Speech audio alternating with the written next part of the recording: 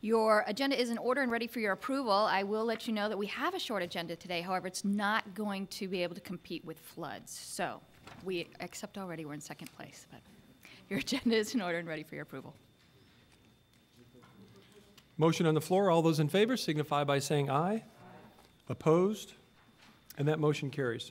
Thank you. Your next item is number 2, which is the General Manager's Report, and we do have one this month. First of all, we are quite excited to share some great news with you about one of our Assistant General Managers here at the RTC. MJ Maynard was recently recognized by the Henderson Development Association.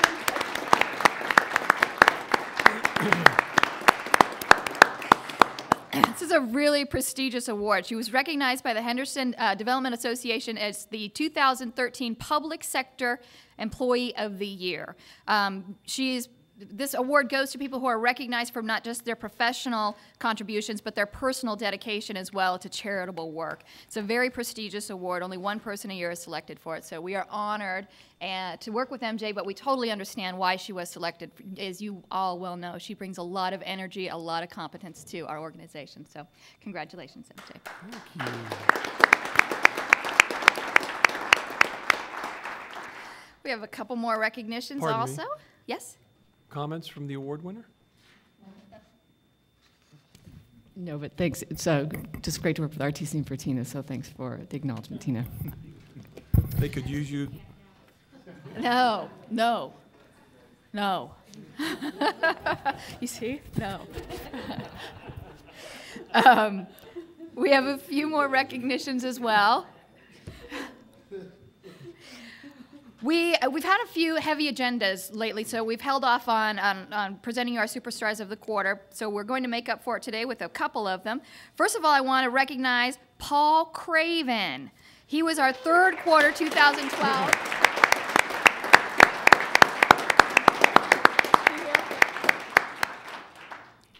Paul, you want to start walking forward? Come on, walk forward, Paul. Come on down. Come on down. This is like let's make a deal. Yeah. Paul is with our IT group. He's a systems technician. Where am I? In our IT group, and he's known as one of the RTC's most conscientious and hardworking team members. In particular, we're recognizing him today because we had a very, very large software shift. We moved from SAP to a program called MS Govern. And as you know, when you make a big shift like that to an organization, there is a lot demanded on the IT guy. So he was responsible for all the new software and hardware platform changes that replaced SAP. He took all the questions, trained everybody, and still kept a great attitude. So we'd like to recognize him, and we do have an award.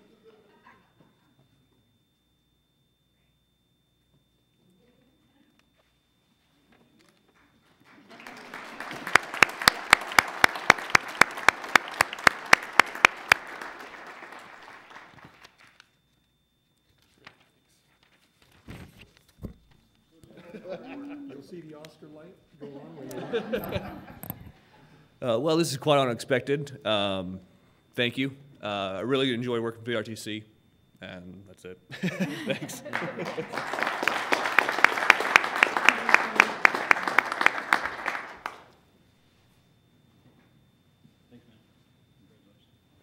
All right, board members, stay on up there because we have yet another superstar of the quarter. Our superstar for the fourth quarter of 2012 was Ben Collado with our Transit Quality Group.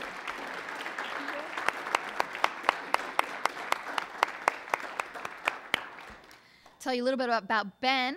He's with our Transit Quality Assurance Group. He has been the face of the RTC by writing our system and interacting with our customers regularly. He's knowledgeable and experienced in route deviations, detours, special events.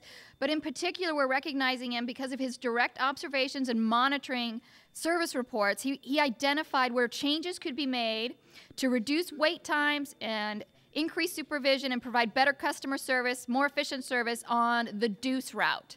So with that, we recognize Ben.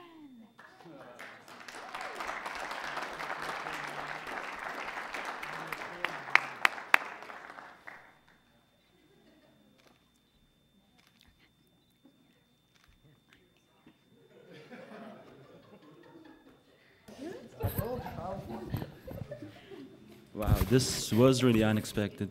It's actually my day off today, and I know what's going on. Well, it's a pleasure working for the RTC. We have a great staff, great management team, and it's a pleasure. We have great staff, and I enjoy working for them. Thank you, guys.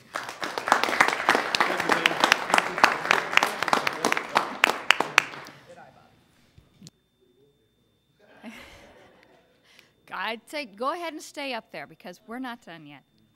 Well, I do want to make one mention, and I'll just have her stand up. We had an employee internally who was recently recognized by Vegas Inc. as one of our 40 under 40s, Jackie Dennis. She's our Director of Marketing and Communication, and as you guys probably are aware of the fact, she manages all of our marketing and our imaging and has done a great job. So, Jackie, if you could just stand up so we can.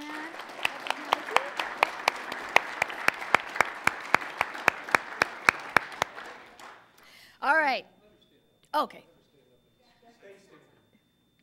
There you go.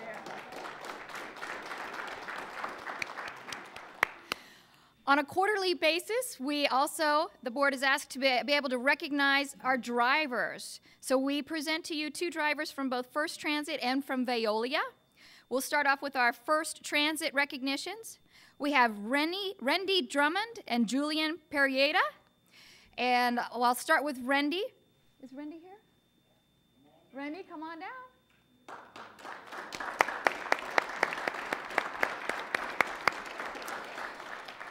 Rendy is a veteran coach operator who's been providing service with us since 1996. Over the past 16 years, she's maintained superior safety and attendance records, has received numerous commendations. Rendy places the highest priority on customer service and safety, and it's demonstrated such by her consistent effort in caring for the well-being of others. And Rendy, I do have a token of our appreciation.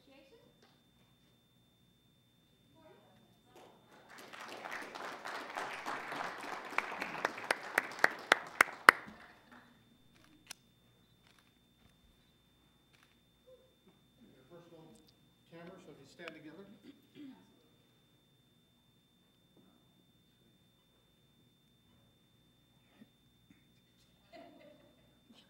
Hold on, it's not working. It's not working. I'm not working.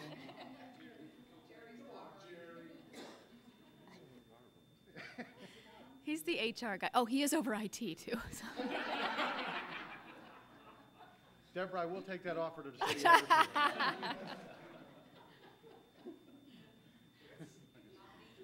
I get no respect around here. It's mind-boggling. I'm the Rodney Dangerfield of the RTC. One more. Thank you very much. Oh, one more. I got to stand right there.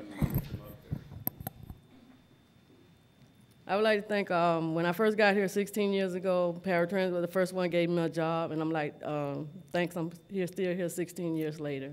Thank you.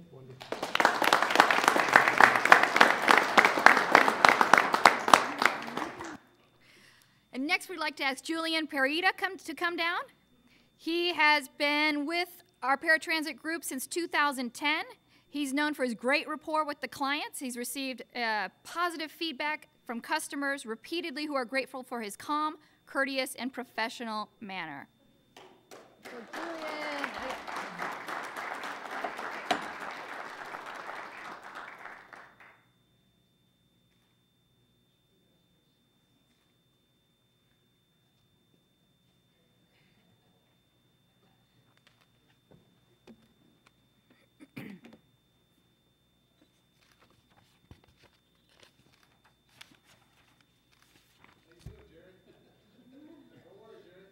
One more time. Look at that. I'm good at this job. About time I'm good. Reinforcement. Yes, just want to say it's an honor being standing up here, and it's a really pleasure to work for the company. And again, thanks for the recognition. Appreciate it.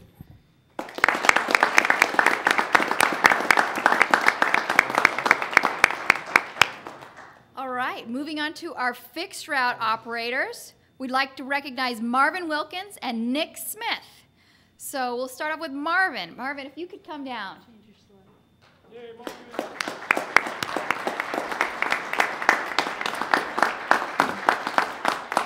Marvin's been a Veolia operator for 15 years and an operator trainer for 10 years. He is chairman of the Drive Campaign, which is a volunteer program instituted by Veolia Corporate to provide feedback on safety issues, which are used to provide continuous improvement in accident and incident reductions.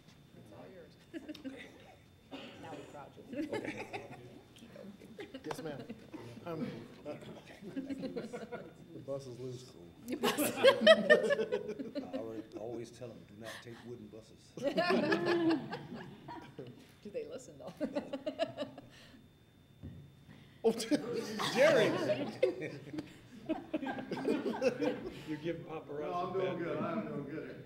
This is a whole new, this is a new brand. I went from Fuji to Olympus, and I'm mastering both of them. It's wonderful. That one had a flash. Next up, if we could have Nick's. Oh. Marvin's got a speech. Oh, Marvin. Sorry. Thank you for this award. Really appreciate it. Like I've been here in Veolia for 15 years. Sorry to see them go. Anybody hiring? Holler at me, will you please?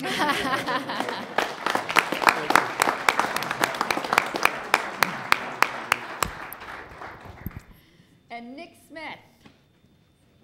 Nick coming?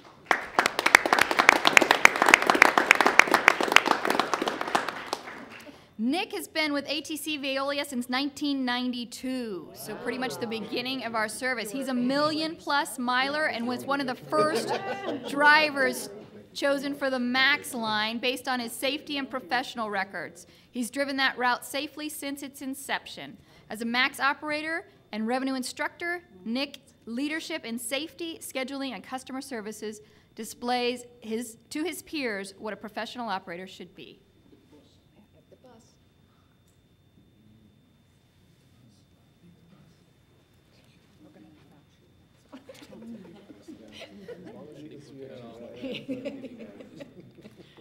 Yeah, where are yours?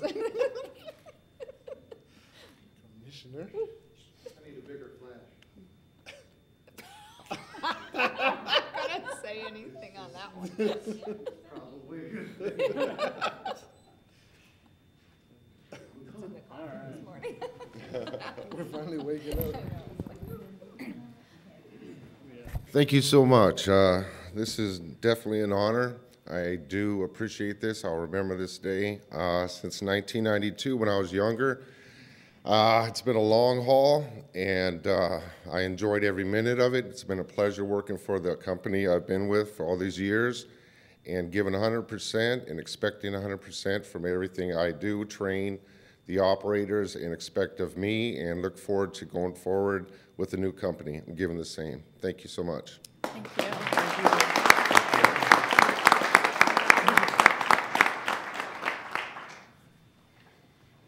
Thank you. Our next slide. As you may have read or heard recently, Rossi Rollencotter, President and CEO of the Las Vegas Visitors and Convention Authority, recently unveiled his expansion plans for the convention center that includes a multimodal transportation center as an integral element of the overall plan for the new state-of-the-art convention district. This is a really big deal for us at the RTC. Our mission is to provide transit and transportation to Southern Nevada. And to have the President and CEO of the LVCVA, our primary industry, recognize the fact that transit and transportation are a very important part of that primary industry is exciting for us. He's pulled together a committee of private sector and public sector people, including RTC. We've got taxis, limos, charter buses, monorail. The city of Las Vegas is represented. The county is represented. Tom Skanke from the Economic Development Authority is on the committee as well. That group, and NDOT as well, will be working with Rossi in determining what this multimodal facility looks like, how it works, and even how, beyond just the property boundaries of the convention center, how we are moving people from the airport to the resort corridor, to the convention center, and to downtown, recognizing that we are an experience economy. And if we're going to stay globally competitive, we have to make sure that that experience that our travelers encounter is seamless from when they arrive to when they when they leave, not just what happens within the property boundaries of the resort or the convention center itself. So an exciting project, and we look forward to working with him on that. Next slide. Oh, we need to recognize it. Vector Mira, who is the company that does the advertising wraps on our buses, recognize that we have a close relationship with LVCVA, and as a token of appreciation and their passion for Southern Nevada as well, they donated 5 wraps in 5 different cities to promote Las Vegas. So San Francisco is one of the cities. Next slide. LA. These are real pictures of real buses that are out there right now. Miami, New York City. Is that it? Yeah, and I think we had Chicago too. Nope. Okay, there you go. So if anybody from Vector Mira is with us today, if we could ask you just to come down, Heidi, and talk about it.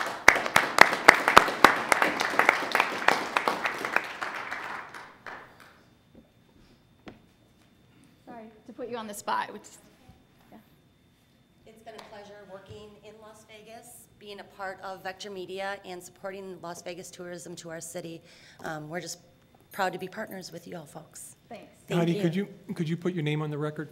Heidi Gonzalez with Vector Media. Great. Thank you so much. You're welcome. And Vector has truly been a good partner. Oh, next we want to let you know that we are going to be working on a pilot program, a test program with UNLV. Then we'll launch it this fall. We'll do a test for a semester. For more than a year, we have been looking to provide UNLV and other state colleges, CSN and Nevada State College, students with a better means of using our transit system. Through collaborative efforts with UNLV, who will be our first partner, the RTC is proud to report that this fall we'll launch a pilot U-Pass program. Currently, RTC and UNLV are assessing the processes about how to best launch this program. The launch of the pilot during the 2013 to 14 school year will be critical in allowing both organizations to collect and analyze data in order to create an effective long-term transit pass program that will launch the following school year and become a more permanent program for students. And it may even be that they include a universal fee with payments made by students during the registration. UNLV has been a great collaborator during these preliminary conversations, and we look forward to more students using public transit as a mode of transportation. And I have one more thing before I turn it over to a speaker. Next slide is our update on our SEIU contract update, and Jerry Keating, your Assistant General Manager, will take that. Mr. Chairman, members of the board, through your direction and wisdom, you asked that we go to arbitration in regards to the SEIU RTC contract. I want to report back to the board that on February 12th, arbitrator Philip Tamouche rendered his decision in regards to the arbitration that took place between SEIU and RTC. Of all the articles that were agreed to in the tentative agreement, all but 4 were accepted by the RTC and SEIU. Of the 4 articles that Arbitrator Tamouche had to rule on, it was Article 15, compensation, Article 21, merit salary adjustments, Article 24, sick leave, Article 32, longevity, and then, of course, the term of the agreement. He ruled that the term of the agreement would take place from February 16, 2013 until June 30th, 2015. As you remember, the tentative agreement asked for a 5-year agreement. Arbitrator Tamouche ruled on a 3-year agreement, which had been the past practice of the RTC.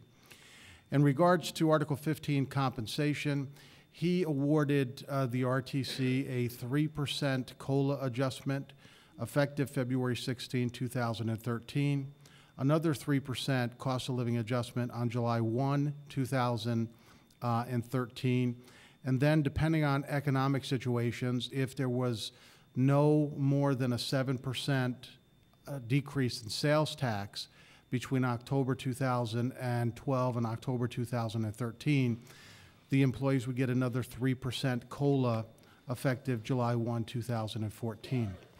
As for merit adjustments, Arbitrator Tamouche froze merit adjustments. For the next 3 years, employees of the RTC will not be eligible for any merit adjustments based on performance. In regards to sick leave, as you remember, we had a significant savings because what we had done with our FLSA exempt employees was take their sick leave cash out and freeze it as of February 15th and leave it in a bank until those employees left, so they would have no significant or major fiscal impact when it came to sick leave cash out when they left the RTC, like is evident in other jurisdictions. In regards to longevity, what we had agreed to in a tentative agreement was that new employees coming into the RTC would have their percentage reduced from 0.57 to 0.30. Arbitrator Tamouche ruled that longevity would stay intact in its current and existing form for the next 3 years of the agreement, so there was no impact with longevity.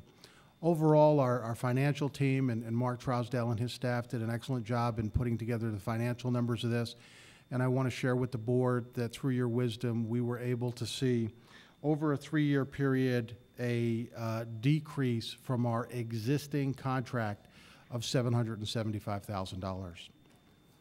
With that, I'll take any questions. Comments or questions from the board? Commissioner. Thank you. So the savings again?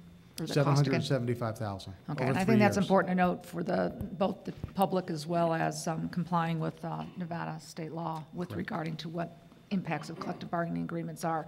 But I do commend our staff as well as the employees for working through it with this. Arbitrations sometimes don't always work out, but I do think that this one worked out in a pretty decent resolution for everybody concerned and still saved money and didn't impact our services. So if there's a motion needed, I don't know, do we need to accept? No. No Okay. motion, just All a right. briefing. Thank you. Tina? Very good. Next, we would like to introduce Mr. Andrew Mack with Express West, who's going to give you a brief update and overview on the Express West high-speed rail project.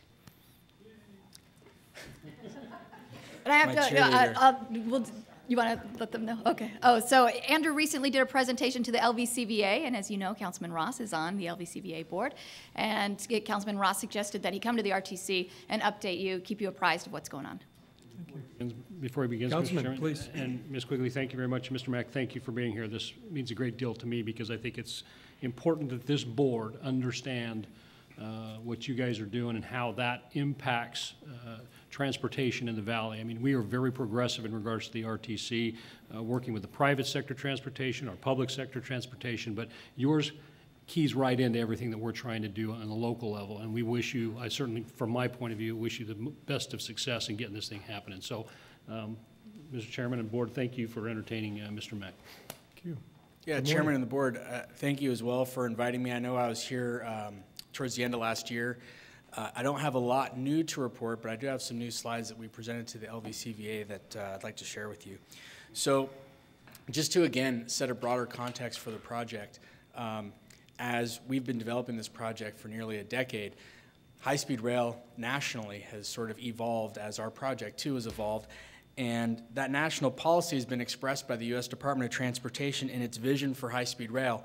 And just looking at these 4 points, I think they're entirely consistent with the mission of this board as well, to ensure safe and efficient transportation choices, to build a foundation for economic competitiveness, to promote, and I'll talk about global competitiveness in the experience of Las Vegas in a few slides as well, promote energy efficiency and environmental quality, and support interconnected, livable communities.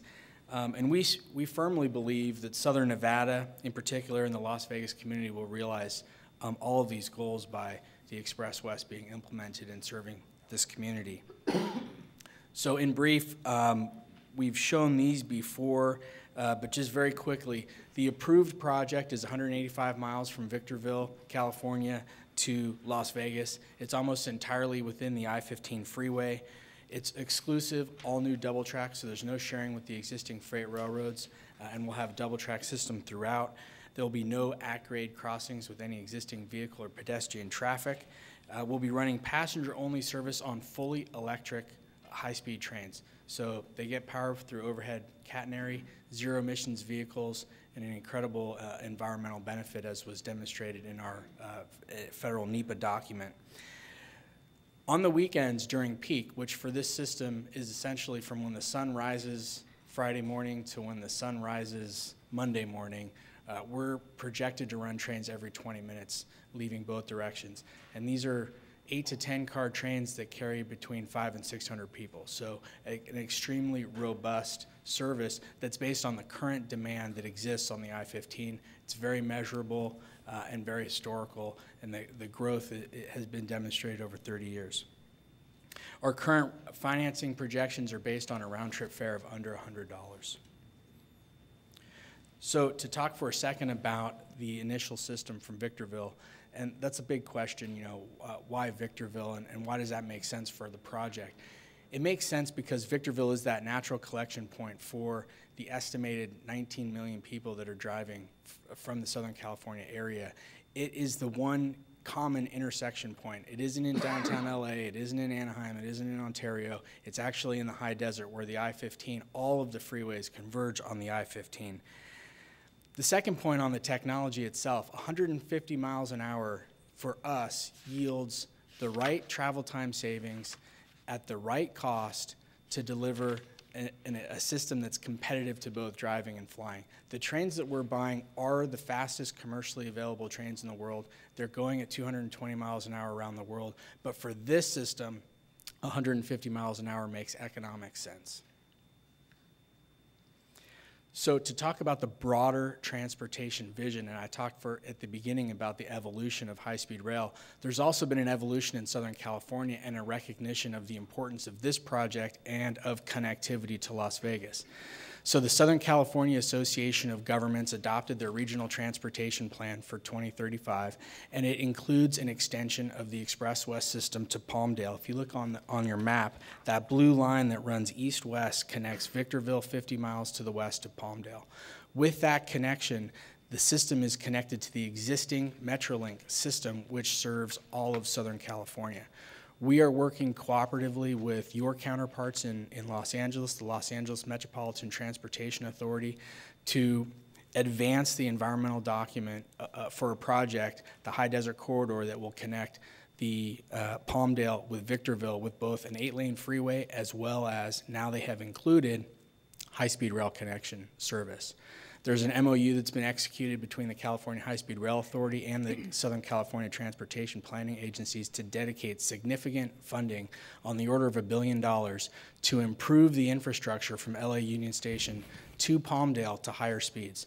So the ultimate goal is to provide one-seat service, meaning no transfer, from LA direct to Las Vegas, and that's really what we're working toward. Now, the yellow line on this map shows the California high-speed rail system.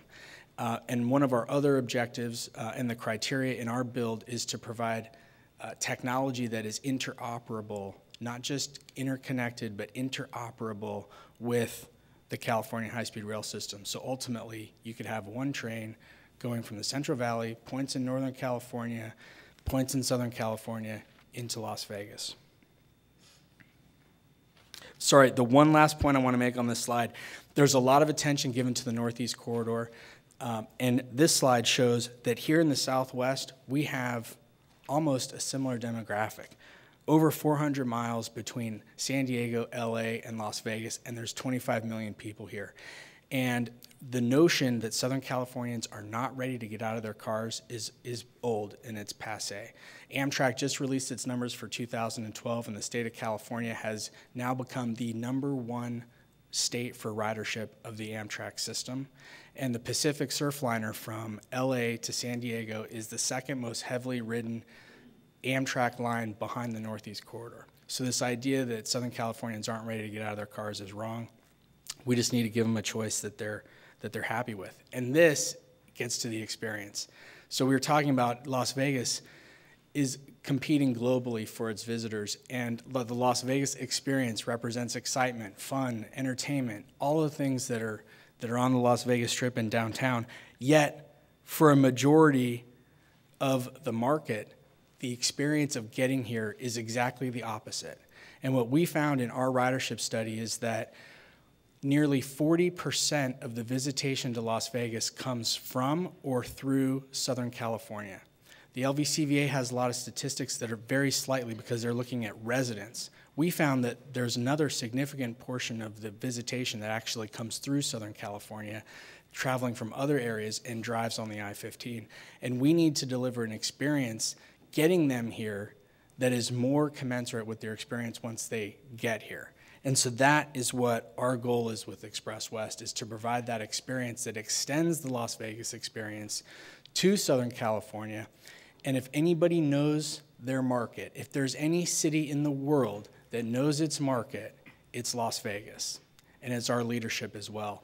And so these folks are not going to be making a decision as they pass the station, as they get to, they're going to make a decision long before they get in their car that this is going to be better for them. It's going to provide a better experience. It's going to be more efficient. It's going to be more cost savings as well. One other thing that is not to be understated is the jobs that will be generated during the project's construction. UNLV looked at our project, and they did a jobs report that forecasted 80,000 jobs during the construction period. There's 2,100 jobs, long-term operations and maintenance jobs, both here in Las Vegas and in Southern California. So lastly, we share the vision for a well-connected Las Vegas. And we recognize that there are existing and future transportation centers like the one proposed at the convention center. And I'm here to express our commitment as a company to work with you and with other stakeholders in the valley to ensure that when we do implement this system, it's done in an interconnected and in a coordinated way so that we don't create another transportation problem, but that we actually create transportation efficiencies. So thank you for your time. I appreciate being here, and I'd be happy to take any questions. Thank you. Comments or questions from the board?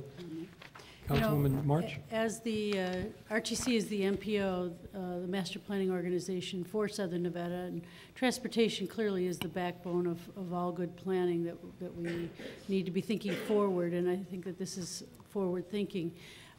You know, we have to be looking 20 to 50 years out to how we're planning our city and how we're moving people along. And I think that even the Las Vegas Boulevard, I'd love to see them engaged in this process. It's very important that they see how important transit and transportation is to moving people around, because we can't keep managing more and more cars, especially with the cost of fuels going up, and that is a non-renewable natural resource that we have to be forward thinking. So I think that this is wonderful to see movement forward. And I know that I was in Washington last week and there was a little bit of pushback on the loan. Where is that at this point?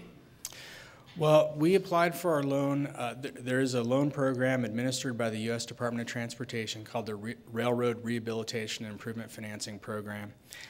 It's a fully funded program, so it's not subject to sequester or any of the current budget debate.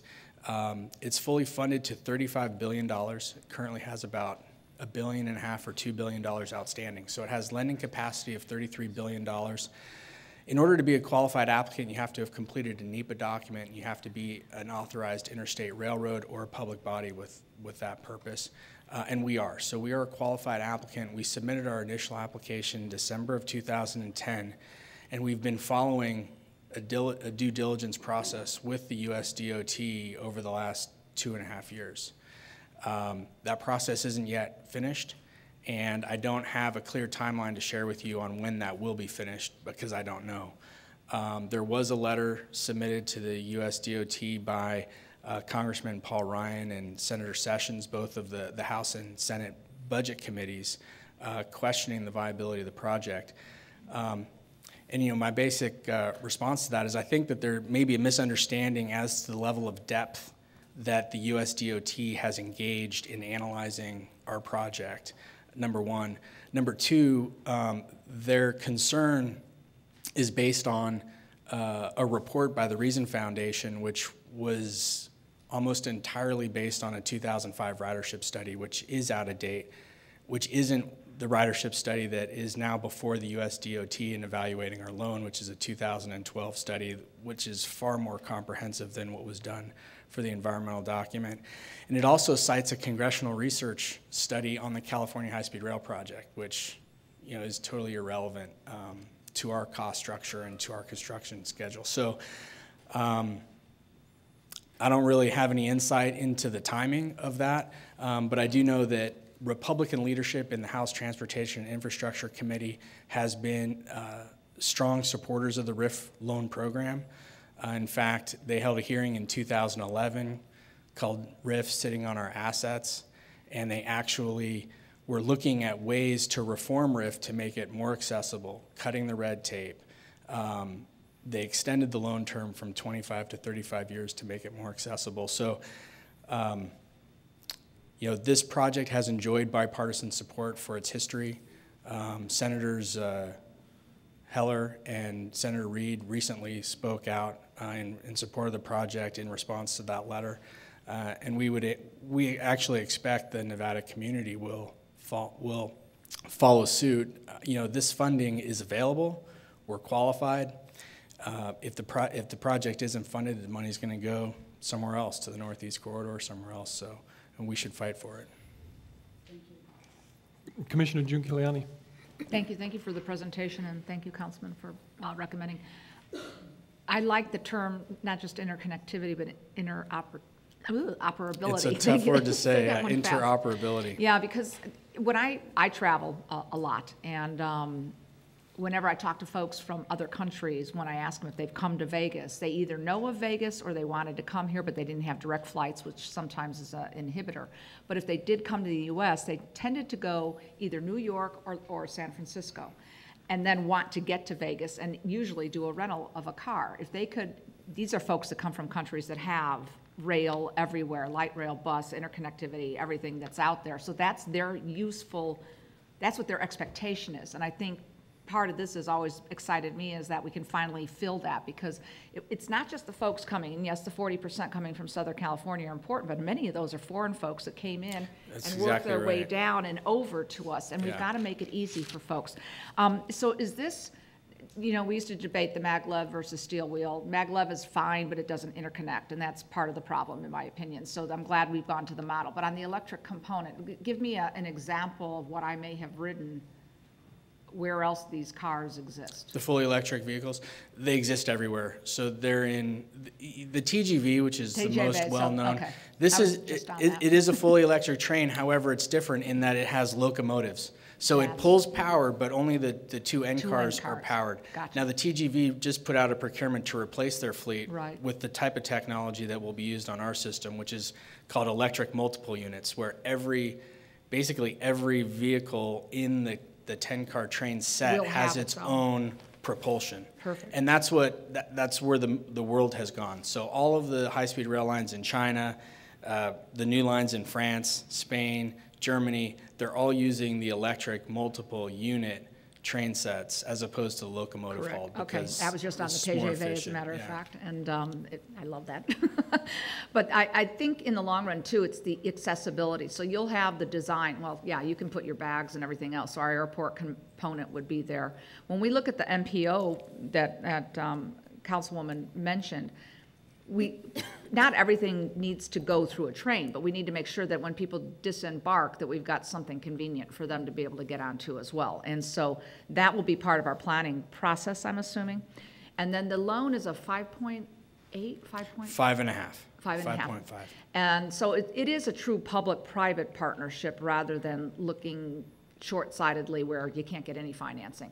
And I believe the NEPA has been completed, correct? Correct, yes. All right, so that's been submitted, and that's what they're analyzing at this point, or has that been vetted? Well, the completion of the NEPA document is a prerequisite to be able to apply, because through the NEPA process, you establish a purpose and need for the project. So, you know, that has been done, and the environmental impact of the project has been analyzed and has been concluded that the project realizes a significant environmental benefit. In fact, the estimate is a 40% reduction in major pollutants in the I-15 corridor because of the diversion of cars onto the railroad. The other significant piece is you need to be an authorized interstate railroad or be a public agency with authority. So there's one agency in the federal government that has exclusive jurisdiction over railroads, and that is the Surface Transportation Board. So we had to apply to the Surface Transportation Board for a certificate of public convenience and necessity, analogous to a utility company applying to the PUCs to say this project is needed, it's real, and there's a public need. We made that application and we received the certificate. So as we stand here today, the Express West isn't a project in development. The Express West is a federally authorized private passenger-only interstate railroad. And in all the research that we've done, it's the first time in U.S. history that a private interstate passenger-only railroad has received authority to construct and operate a railroad. Okay. I think it's exciting because it can create the East Coast of the West Coast if we do this right, not just for ridership, but as our legislature looks at logistics, ports, and all the other factors that come in on how you deal with commercial trucks and cargo moving on our roadways. I think in the long run, we can, to me, it's exciting in the long run to be able, after 25 years we've talked about something. I remember Nick Horn used to be on the high-speed rail committee. We spent too much time arguing over what type we should be, but be as it may. I just think that I just hope we're planning for park and rides as appropriate in California, as well as to get people conveniently that do want to leave their cars there. What is that process? Do you all get involved in that in the planning component? Absolutely, yeah. Okay. I mean, first I wanted to address your point regarding goods movement because it's something that's sometimes overlooked as a benefit. The project is estimated to divert 25% of the private automobiles off of I-15. Okay. So when you look at the then additional capacity that creates for goods moving across the I-15, it's pretty significant. With respect to the parking situation in Victorville, the environmental document in our ridership forecast and traffic analysis indicates that we need 15,000 to 17,000 parking spaces in Victorville. So, one of our biggest challenges is making sure that parking is convenient, right, and it's close and it's easy. And we have a phenomenal partner in Tony Marnell who understands how to efficiently move people in and out of structures and in and out of buildings, and to make that experience one that is, representative of a Las Vegas experience, as opposed to, a remote parking lot at the airport. Right. No offense to the airport. But it's something that it has to be easy. We have to separate passengers from their bags as quickly as possible, provide the opportunity for those bags to be checked directly to their room so they don't ever hassle with them, and provide check-in facilities to the resorts so they save that time as well once they get into Las Vegas. So we are working on that logistics experience, both the ticketing, the baggage handling, how we can integrate with the resort systems. And looking 5 years out, when we're talking about planning for the future, not only are we recognizing that development is starting to happen here again in Las Vegas with the $2.5 billion convention center announced, the Echelon project being taken over, but technology is advancing as well. So we are looking at what is happening in the industry and around the world with e-ticketing and other things that we can integrate into our system to make that travel experience as easy and seamless as possible. And thank you. Finally, then, the drop-off or the end point in Vegas is behind Mandalay. Is that still the property area? There are two station sites that were approved in the environmental document. One is west of the 15 freeway across from Mandalay Bay, and the other is just south of Flamingo Road between Panorama and Flamingo, just south of the Rio. Okay. So there are two station sites that we're currently continuing to evaluate, but one will be ultimately selected. Thank you, Mr. Thank you. Mr. Chair. Councilwoman. I'm sort of interested in, you're not going to have to get off the train. You start in the California area, stay on the same train until you get to Las Vegas. Is that correct? Right. Initially, the project that's approved, that's currently the subject of our RIF loan application, is from Victorville to Las Vegas. So there would be no intermediate stops. You'd get on the train in Victorville and you'd arrive in Las Vegas. But our ultimate goal, and what we're working with the Los Angeles transportation authorities, is to provide a seamless one-seat ride. So you get on the train in Burbank or LA Union Station or Santa Clarita, that's the Antelope Valley line. There's about 10 stations along that line from LA Union Station to Palmdale. You'd be able to get on that train and stay on that same train from points in Southern California through Palmdale and into Las Vegas without having to transfer. Well, right that now, is our ultimate what goal. are you doing between Palmdale and Victorville? What are you doing? I mean, isn't that about 15, 20 miles? It's about 50 miles. 50 miles. It's 50 miles, and that stretch of 50 miles is currently undergoing an environmental analysis right now, being led by your counterparts in LA Metro and Caltrans are conducting an environmental document. Their current schedule is to complete that environmental document by the summer of 2014. About a year and a half from now, that environmental document should be complete. So the ultimate goal would be to have that project complete, certified, and have a financing plan in place to be able to start construction before construction on the Victorville to Las Vegas line is complete, so that we can provide that service all the way into Palmdale. Okay, I got a little lost there. So the idea is that you're going to make it, you hope that before you get the major one finished, you'll have something that will connect between Palmdale and Victorville. The timing is working out about that way, yes. Because that, I know right now, from people with whom I've spoken in California, and I grew up there, so I have a lot of family and everything, they feel the drive from Victorville to Las Vegas, they prefer to the ride from Los Angeles to Victorville, because it's straight driving, it's more clear and so forth. And then if you had them have to get off and take a bus, which they do some places in California, get off, take a bus to the next connection, I just think that would hinder the program. For sure it would. Anytime you have a transfer, you reduce ridership. So the objective is to eliminate transfers to provide that rail service from points in LA from the basin over the existing lines directly into Las Vegas, ultimately. But that will take some time. And our ridership and our forecast show that while that connectivity is being developed, the Victorville to Las Vegas line in and of itself makes economic sense, and that there are enough people, and it's only 25% of the people, so we're not going to get everybody. We're not going to get the people who live within 20 minutes or half an hour of the airport. The growth of the Las Vegas visitation is in the Inland Empire, and it's in the high desert. That's where the growth of the Southern California population is. That's where the future visitation of Las Vegas is going to be. And so that is really where the accessibility to that high desert station, the future is coming from. Thank you. Thank you. Councilman Ross. Thank you, Mr. Mack. Thank you very much for that presentation. I know many of us have heard this presentation already, but I think it's significant because just this idea is going to be such an economic boom, not only to this region, but to the Victorville region as well. And once California gets all their transportation needs figured out, and good for them, but I think this is significant to recognize. This is about getting Southern California to Las Vegas. This isn't about Las Vegas going to Southern California, but we can if we want to. Mm-hmm. And I think that's important as well.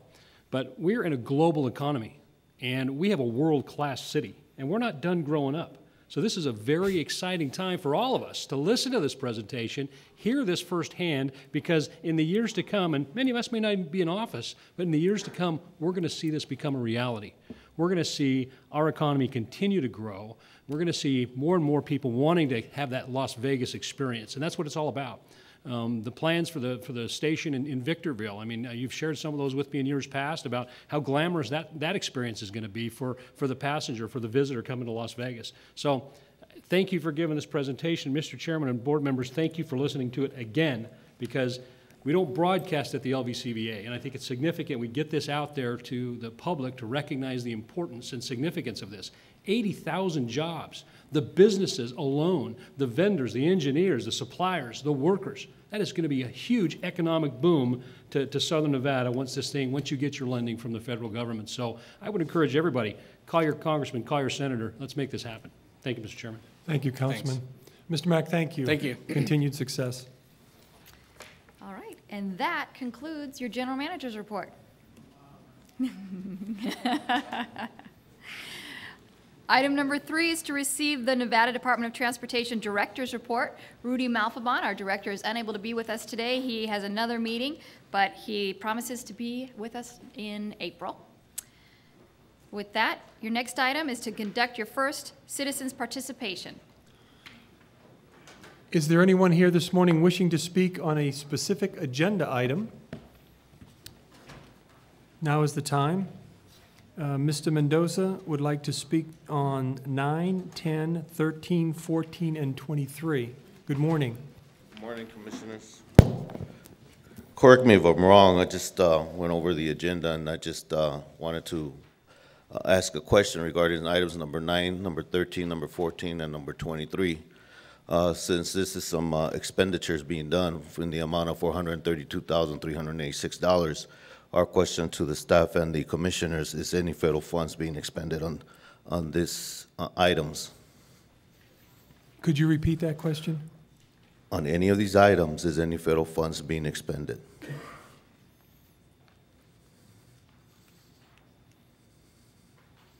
Excuse me, did you say federal funds That's correct. on any of these items? Would staff like to handle Okay, that? I'm going to ask our Assistant General Manager, Dr. Fred O'Haney, to address that question. I believe number 9. Yeah, number 9, this is Fred O'Haney. Number 9, we have federal funds in it.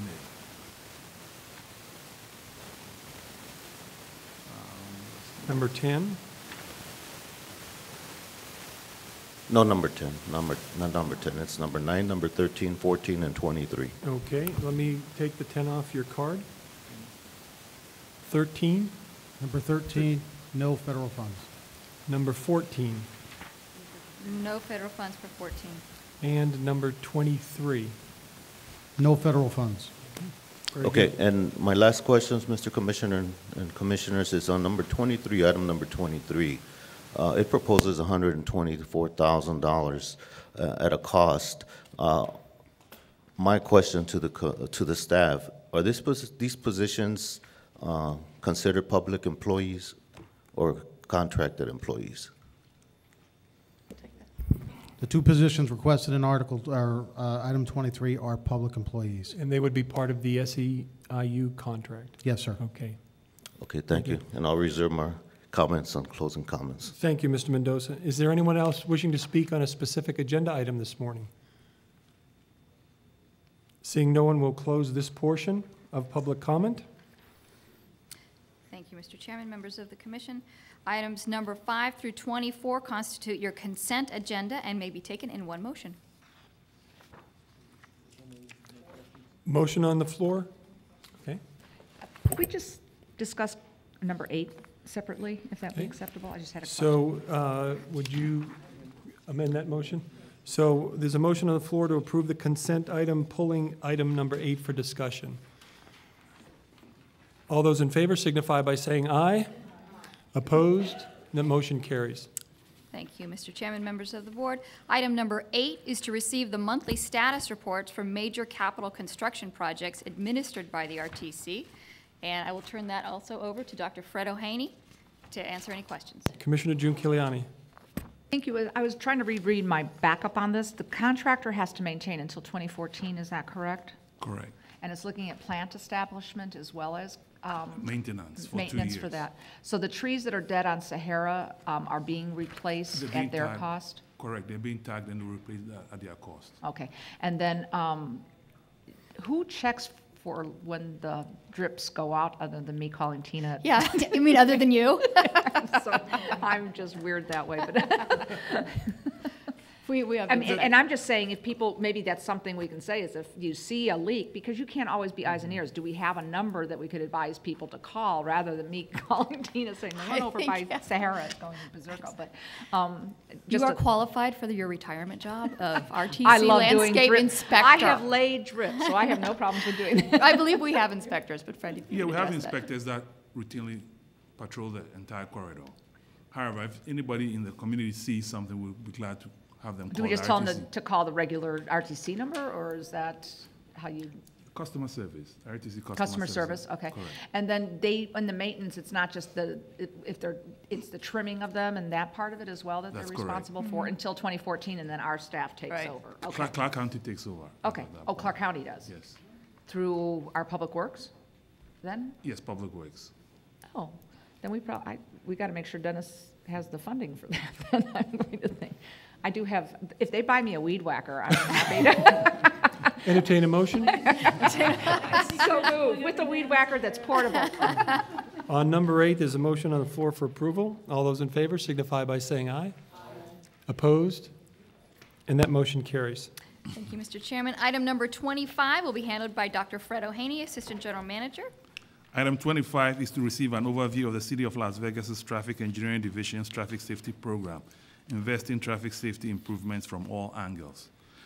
Excuse me, with the board's indulgence, if I could ask that we take item number 26 prior to 25. I may have to leave for an unexpected meeting, so Okay. I was So- involved in this. If we could, is that okay with the board? Do I need a motion on that, Mary? No. Item number 26 will be handled by Mr. Mike Hand. Thank you, Tina.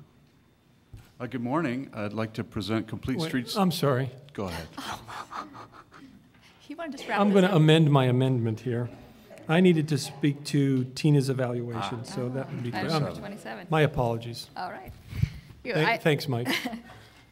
Next, we have item number 27, and we're running out of items after this, so, which will be handled by Assistant General Manager Jerry Keating. Good morning, Mr. Chairman, members of the board. Item 27 is to evaluate the performance of the general manager for the period of April 12th, 2012 through December 31st, 2012. Take whatever appropriate actions the board deems necessary. On November 8th, a group of the RTC board were appointed to evaluate General Manager Quigley.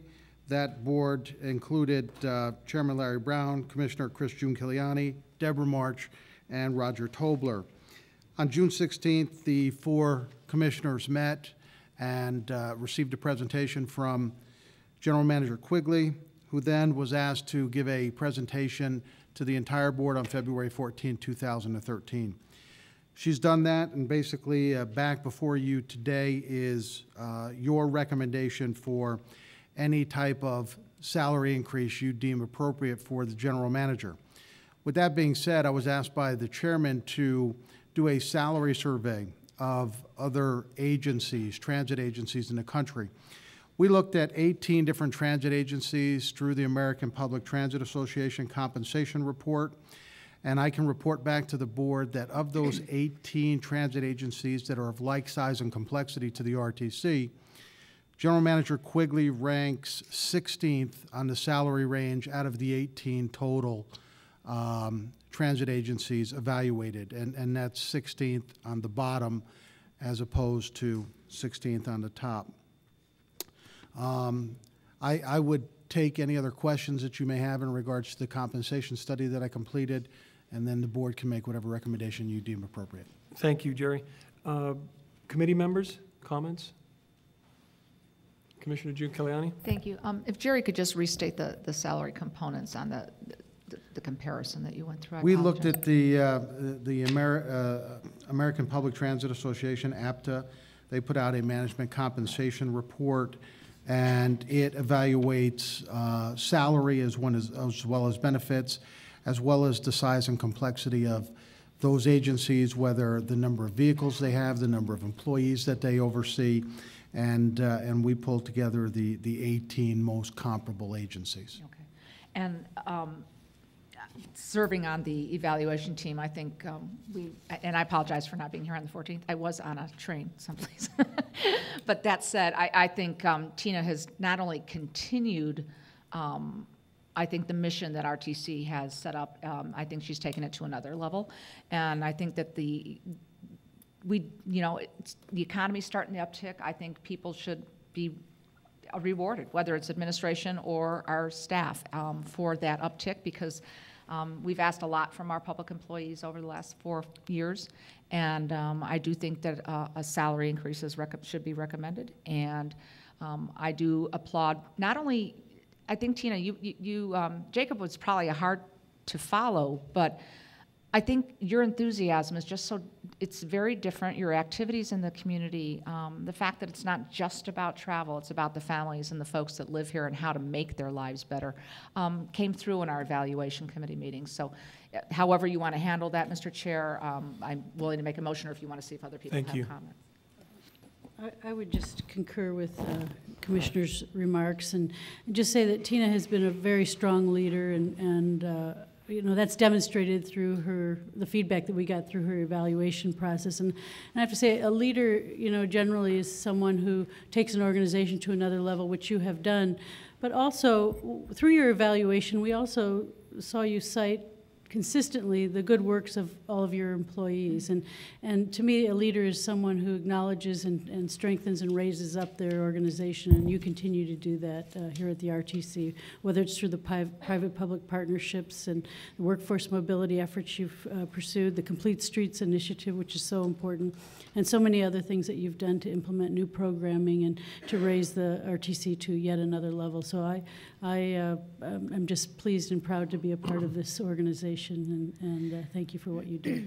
And I would support the recommendation for a pay raise. Councilman Ross. Thank you, Mr. Chairman. And I'm just going to disagree with Commissioner June Kiliani on one issue. Really? Because I was agreeing with her. You're going to like what I have to say. Jacob Snow did a phenomenal job, but I think Ms. Quigley has taken this and continues to take this agency to the next level. And I actually feel sorry for the city of Henderson, and very grateful for you. And Ms. Quigley, your staff too. You and I both recognize, I think all of us recognize, that you aren't a rock star on your own. You're a rock star because of your staff. Yep. And that includes from the mechanics all the way through to your other staff members in the building. And you're doing a phenomenal job, so thank you very much. Thank you, Councilman. Comment. I just, maybe I need to ask Jerry, there's some options, I guess. Is there a chance of a one-time bonus? Is there a salary increase? Is there some options out there for? Well, I'm going to digress a little bit, and I'd like to thank the councilman for his kind comments about my photography skills. But with that being said, yes, you have the option of doing a COLA adjustment, a merit adjustment, any combination thereof. You're allowed to give her a bonus in regards to whatever you see fit. I do want to tell the board that when we did this salary survey, and I'm sure you're well aware of this from past evaluations we've done in regards to Jacob, the average salary of a general manager in transit agencies across the country is $242,000, and that's the average. And we knew that when Jacob was the general manager, and I just needed to make sure that the board is aware of that with Tina as well. So when you're considering your decision of any one of those combinations, you take that into account. And then the other thing is just a comment. When I started on this board, I had coal black hair. When Jacob started with this board, he had hair. When Jerry started with this board, he had hair. I'm getting a little concerned. Thank you for not looking to your right. I appreciate that very much. And I'd echo those comments. Tina, your enthusiasm and your energy is contagious. And certainly, as was mentioned, reflective of the staff, everything is going well. You were baptized under fire, for sure, this past year or so.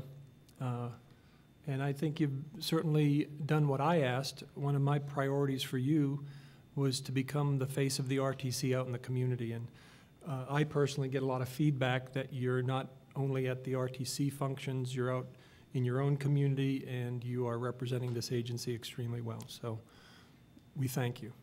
Mr. Chairman, I just wanted to add, Councilwoman. I agree with everything that's been said here. In addition to that, I think one of the magnificent things about Tina is she doesn't just have her handle so good on the big picture and the future and seeing ahead.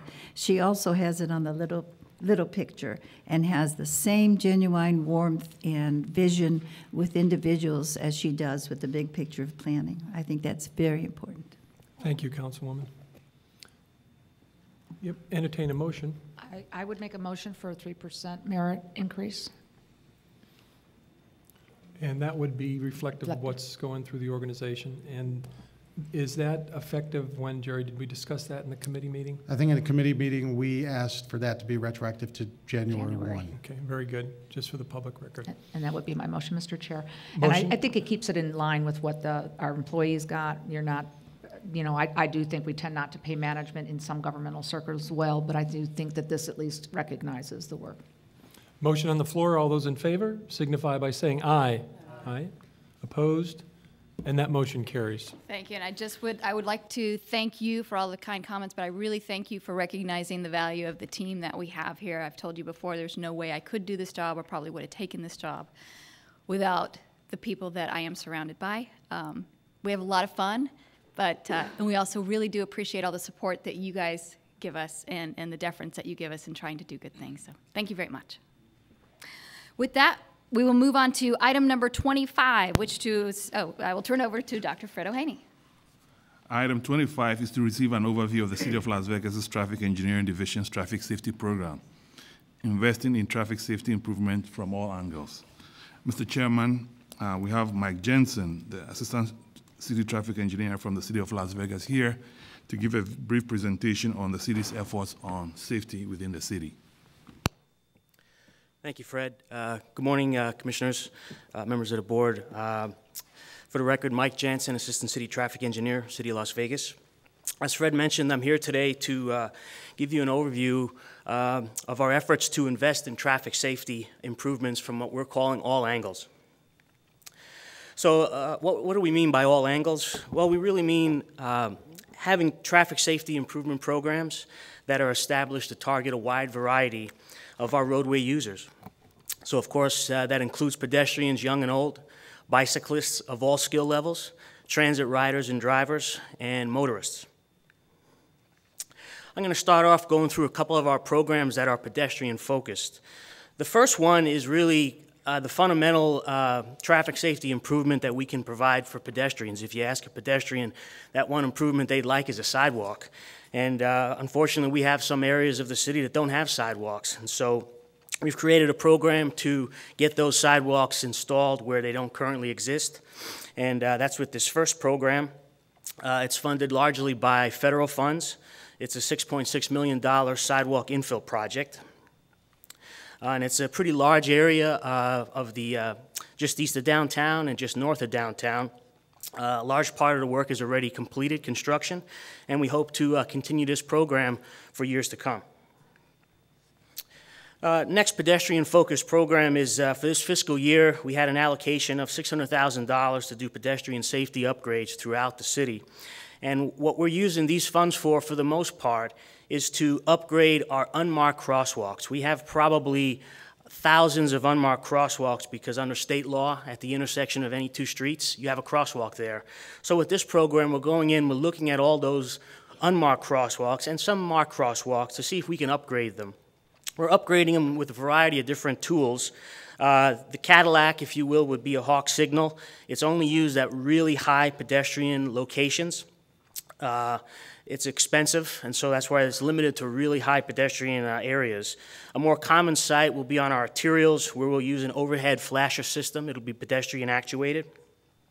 On some of our smaller streets, you'll see a post-mounted flasher. And then on, again, on some of our minor residential collector streets, we'll just enhance the crosswalk by incorporating a refuge median island and making the crosswalk more visible.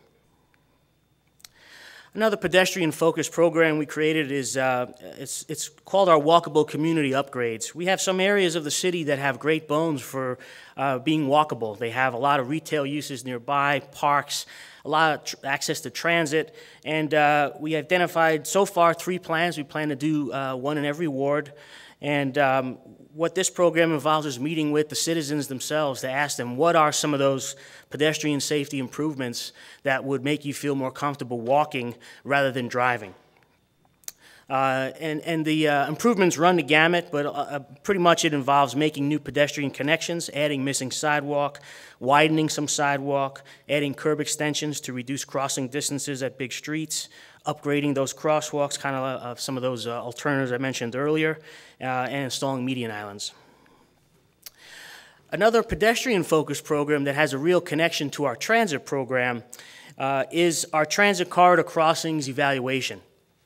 What we found is where we have our most pedestrians crossing, by no surprise, is where we have bus stops. You know, you have a consistent need, demand for pedestrians to cross the street to catch a bus in the morning, and at the end of the day when they come home, they're crossing the street again. And so with this program, this is an engineering program where we have staff going out, working at our highest volume corridors for transit, and looking at each bus stop location to see if that's a location that may have an unmarked crosswalk that maybe now we want to mark.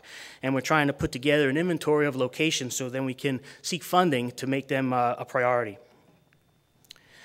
Another pedestrian-focused program is our Safe Route to School Walk Audits program. This is a program where we have staff meet with the principal of various schools, get some volunteer parents and some additional crossing guards to go out and actually walk the pedestrian route in front of a school and an immediate vicinity to see just what's happening, what are some things that we could do to improve that safe route to school. It's a very important program for us because it allows us to get an inventory of desirable projects that we can then hopefully apply for federal funds to implement those improvements. Generally, we get out of it short, medium, and long-range improvements. And to give you an example of a short-range improvement, one of the biggest complaints we get in front of schools is U-turns, excessive U-turns where parents drop kids off and there's just constant U-turns swinging in front of that school boundary. And so to try to immediately implement an improvement to reduce that concern, we utilized some reflective rubber bumper blocks that normally are in our parking lots, but they're very effective in controlling U-turns. Here's an example that we implemented in a very short period of time for a relatively low cost. The principal, the Metro officers, the CCSD officers are thrilled with the results, and so we've been slowly implementing these at other schools where these similar concerns have come to our attention. Another pedestrian-focused program. For years, the city's invested a lot of effort in getting all of our arterials and collectors to have school flashers. We didn't want to have any crossing zones on our bigger streets that didn't have a school flasher. So as of today, about 99% of all of our school zones have a flasher system. And we're in the process of implementing the installation of a couple of bimodal dynamic sign flashers, and I'll explain these a little bit further. And these are flashers that are for crosswalks that are active during school hours, pick up and drop off, and also at other times of the day. And so we ran into an interesting situation where we've got a great crosswalk, it's flashed for the school hours, but then outside or on the weekends, when that crosswalk's busy, folks crossing to go to the park or to use the school facilities, there's no flasher. And so we came up with a device that is basically, we're calling it a bimodal flasher, where we can program it to just come on and say school zone 25 or 15 during school hours. And then outside of school hours, pedestrians can press a button and it'll come on and flash and advise motorists, hey, there's a pedestrian about to cross the street. So it's a real handy tool. We've installed a couple of them and we're looking for additional opportunities.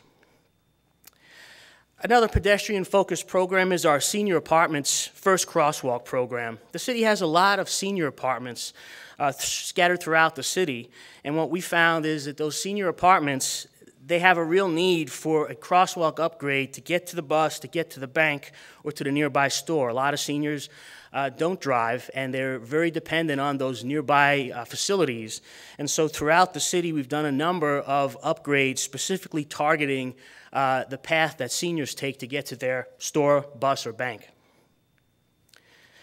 A lot of folks look at our traffic signal systems, and they're certainly most heavily used by vehicular traffic, but there's a couple of components of our signal systems that we've upgraded specifically targeting for pedestrians, and that's the countdown pedestrian heads. Right now, 95% of all of our signals have the countdown pedestrian signals. The main benefit is you'll see pedestrians who will get out of that street a lot quicker. It's not uncommon to see a pedestrian walking across the street. They'll see the countdown coming down. They'll pick up the pace, and they'll complete their crossing in a much more expeditious manner. And so anytime we can get them out of that conflict with a vehicle, potential conflict, it's a good thing.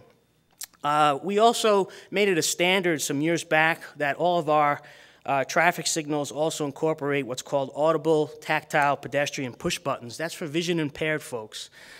Some of our older signals, if we get a specific request from a vision-impaired individual that, hey, I live in this area of town, there's no audible system, we'll program trying to do that upgrade. But as of now, all of our new signals have these devices so that we're also covering the vision-impaired. Another question we get sometimes from pedestrians is, I'm not getting enough time to cross the street. We're in the process of upgrading our walk times, working through RTC Fast to make the walk times longer. Instead of using 3.5 feet per second, we're going to 4. Switching gears from pedestrians to bicycle-focused programs, I can tell you in the last couple of years we've done an incredible, aggressive implementation of more bike lanes. Not long ago, in 2006, we had 50 maintenance miles throughout the entire city. Today we have 280. By the end of the year, we're going to have 360. In large part, a lot of those miles are with the help of RTC. Our benchmark for us, for the city of Las Vegas, is Portland, Oregon. Portland, Oregon is our benchmark because, coincidentally, it has almost the identical population as the city. It's about 500,000 people. But what we really like about it is it's the #1 bicycle-friendly city in the country, and we want to work towards getting that goal. And so we believe by the end of the year, we're probably going to pass Portland in terms of the number of on-street bike lane miles that we have. Another bicycle-focused program that's really specific to downtown Las Vegas, we're implementing some upgrades as we foresee a lot more folks living and working downtown. And so we are going with a brand new treatment that was just recently approved by the federal government to enhance a bike lane, and that's a bike lane that is enhanced with green markings. They're much more visible. They provide a lot more visibility to the bicyclists, and by the end of 2013, we're going to have about 60 blocks downtown that have the green bike lane treatment. Going to the next grouping, our transit-focused programs. We all know there's been a couple of recent transit tragedies where vehicles have run into a bus stop shelter. And to try to work towards improving the realm for the transit riders, we've really made a huge effort to expand our bus turnouts. We have almost 100 bus turnouts that have either recently been constructed or under construction or are in the process of being designed. And anything we can do to move that shelter further back is an improvement for the transit rider. So the turnouts are really helping us get there in terms of making it better. The good thing is we've been able to get a lot of federal funds to construct these turnouts, and so that makes it all a reality. Another element for the transit program is the bus shelter relocations. The RTC's done a great job moving a lot of shelters out of the sidewalk area. And they came to us some time back and said, you know, we've taken care of a lot of ones where we had a public utility easement or we had excess right-of-way, but we've got this list of other locations that we'd really like to move the shelter, but we don't have any right-of-way to do it. So the city is going to assist the RTC and secure that right-of-way so that they can go ahead and relocate that transit shelter. Moving to our motor vehicle focused program, most of us are on the roads and you'll see a lot of crashes. The crashes that are the most injury prone are crashes that involve a left turn maneuver. And when we look at the crash data, we were aware of that and we said, you know, we need to create a program that focuses on reducing left turn crashes. So we created a left turn crash countermeasure program with the assistance of NDOT. And we took thousands of our intersections and we sifted out the 50 worst that had the most left turn crashes in a 3-year period. Once we identified those 50 intersections, we started looking at what we could do countermeasure-wise to reduce those crashes and injuries. And our targeted goal was very high. We said we want to reduce those crashes by 50%. And 3 years prior to us starting the program, the 50 intersections had almost 1,800 crashes. 3 years after we completed all of our improvements, we were able to drop it to 700. So it was a very effective program for us, achieving a 61% reduction.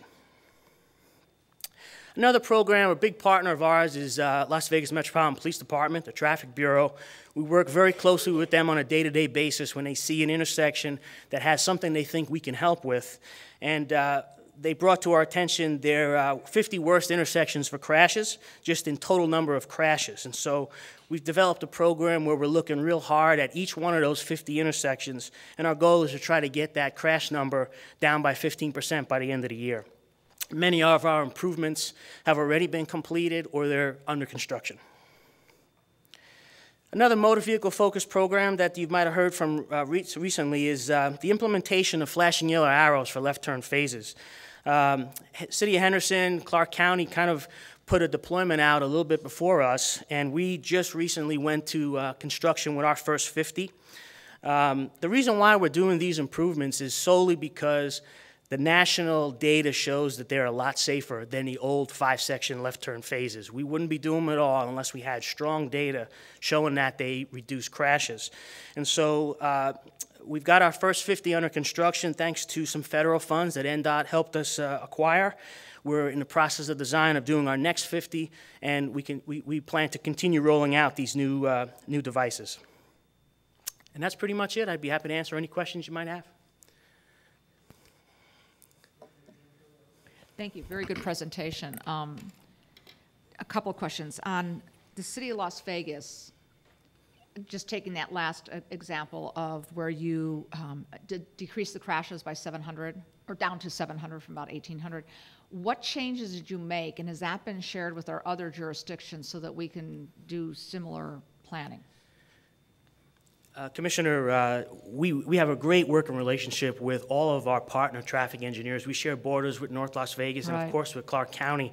And so we're always talking to each other about new treatments that we've used to try to improve any type of a crash situation. At these left turn crash intersections, some of the types of improvements that we did was they were intersections where there was a left turn pocket that was, say, 200 feet long. And what we would see happen was the through traffic would block that pocket, and the light would be on, and someone would race up to try to get through the light, and they'd end up going through the light on a red and get hit. Right. And so what we did was we extended the left turn pocket so that it was before the queue, so you could always get into that pocket and not have that driver frustration of missing the left turn phase. That was one example. Okay. And a lot of it was working with RTC to try to adjust signal timing so that you had less incidences of people aggressively driving to get through. And I noticed, too, I think the city did this when you redid Maryland Parkway and then the Sahara BRT. You did a single stripe because our lanes curve there, and we always had people going into each other's. It was a mess always there. That visually has helped, because I drive that every single day. And that was a location that we had side swipes where you know, cars would be going through that curve, and we'd see the data and you'd have a few people hitting. And so as part of the overlay, we put in the cat tracks, just markings to try to guide people through the intersection a little It's cleaner. helped immensely, including at Sahara and Las Vegas Boulevard. That was a mess as well. So I think that visually has helped people. You said that state law requires whenever two streets meet, a crosswalk must be replaced. Is that correct? Did I write that down right? What state law says is that there exists a crosswalk, whether marked or unmarked, at the intersection of any two streets. And so a lot of times you'll hear that a pedestrian might have been jaywalking. That's usually when they cross a street outside of an intersection. Okay. But if they cross at an intersection, even though there's not a crosswalk marked, under state law, there's an unmarked crosswalk there. And so what our program is looking at all those unmarked crosswalks to say, once they get to a certain level of busyness, where there's all of a sudden there's an attraction, a bus stop, a park, something of that nature, that now there's a lot more pedestrians crossing there, we think that's the good time to upgrade it to a marked crosswalk. And it could be a marked crosswalk just with signs, or it could be a marked crosswalk with a flasher, or as far as a traffic signal that you know, if you have a lot of pedestrians. St. Louis in 17th and 16th. But outside of that, when I note where kids walk to school, and that is a good example, they're on their way to Crestwood, we don't have a marked, we don't have it for kids, and we are not ADA compliant. There's actually no curb cut on 17th or 16th and St. Louis. And the curbs are 6 inches or 8 inches in height, which are very progressive.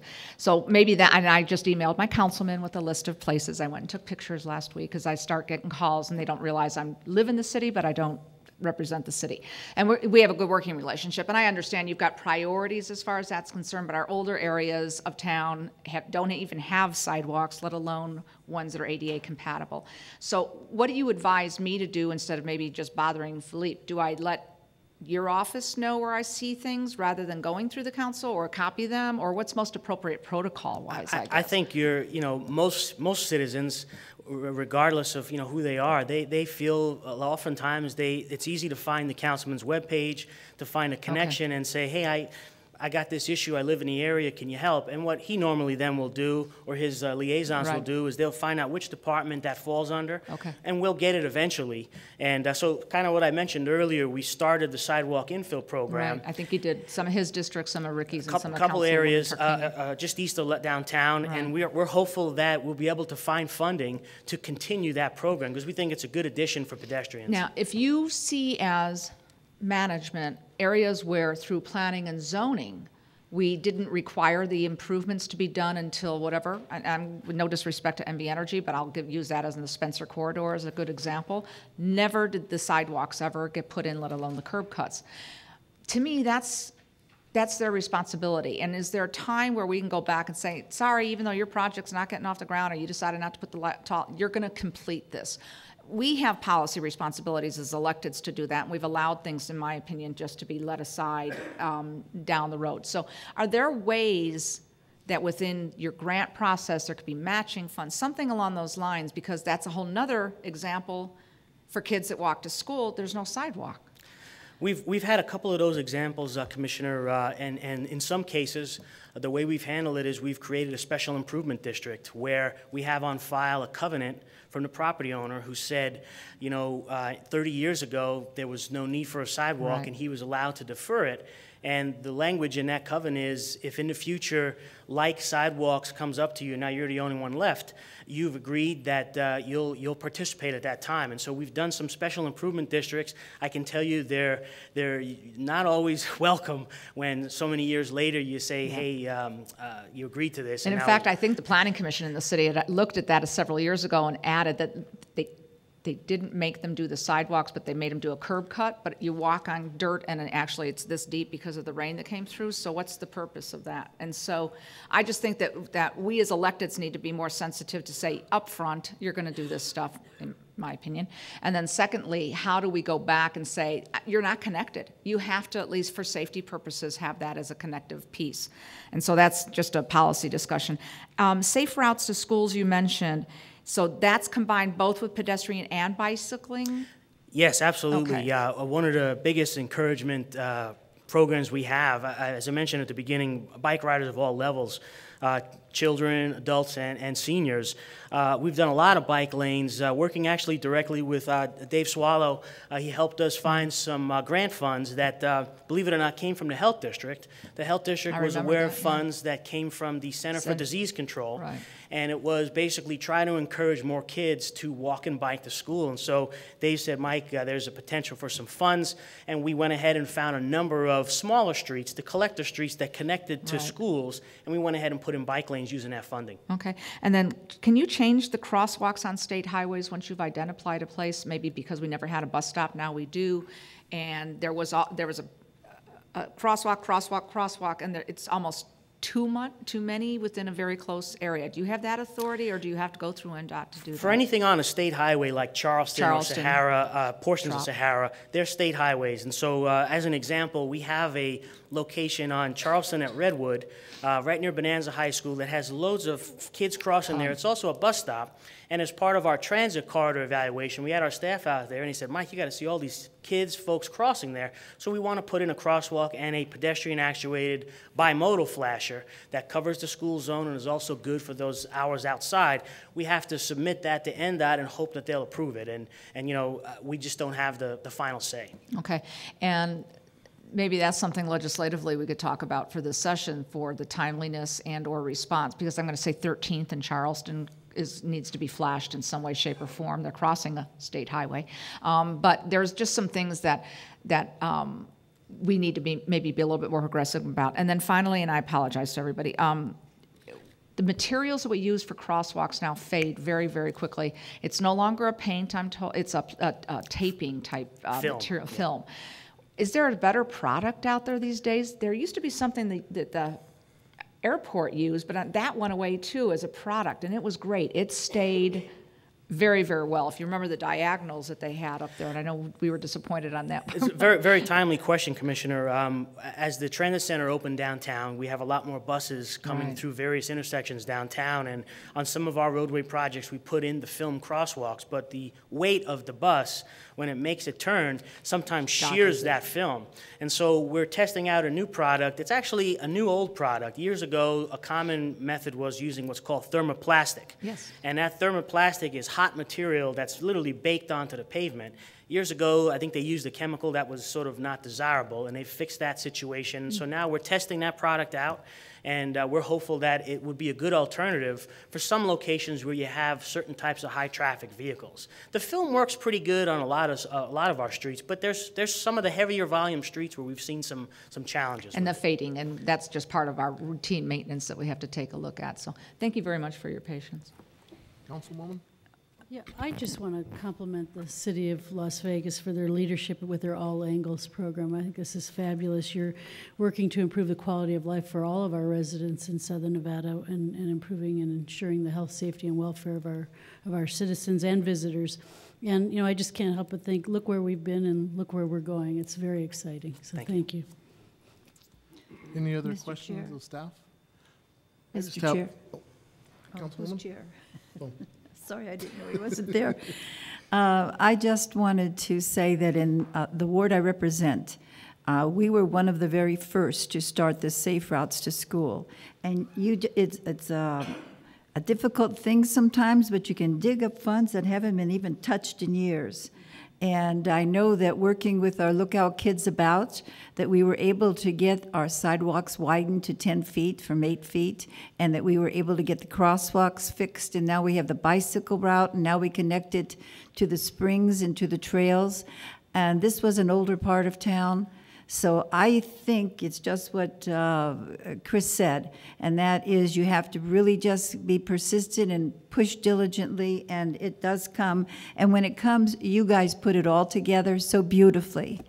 We nag a little bit still if we have a sidewalk missing someplace, but I just want to compliment you. I know you're a city representative, but I get a chance now to compliment you personally, because you're right. It is an absolutely great job they've done fitting this all together interactively. That's it. Thank you, Councilman. Councilman Ross? Thank you, Mr. Chairman. And Mr. Jensen, you've done a phenomenal job for the city of Las Vegas. I want you to know that. I mean, he's very responsive, certainly to my needs. Whenever my office calls him, he's the guy that gets things done when it comes to traffic needs. I do want to say this. Please refuse any offers from the city of Henderson. Don't even look that way. Yeah, don't even look that way. We like to keep you around in the city of Las Vegas. Appreciate it, Councilman. Thanks for the kind words. Oh, my goodness. Commissioner G wants to talk again. Go ahead, Commissioner. Thank you. You can come to the county. I also want to acknowledge, and I'd like to see if you men and women, in your public works, I believe, made and designed the recycled, cactuses and the animal, iguanas and whatever. And it really, they've been not stolen, they've not been touched that I've seen in my travels. And I believe your staff or somebody's staff internally designed all those and make them. Could we buy some of those products? I want to say something here. Yeah, we've got a great median island beautification program, and we have a welder on our staff who's the guy's an artist. He's really an artist. I want you to know, though, Marty, we started that on Charleston. And we tried to get something we could do, it wouldn't take a whole lot of water and so forth and so on. And it was within our department that we found someone that made these little pipe stem figures for us of what might be done. And so we were the first on Charleston to get that. And then what do you think happened? All the other councilmen stole our ideas, and now it's hard for me to get back what I had.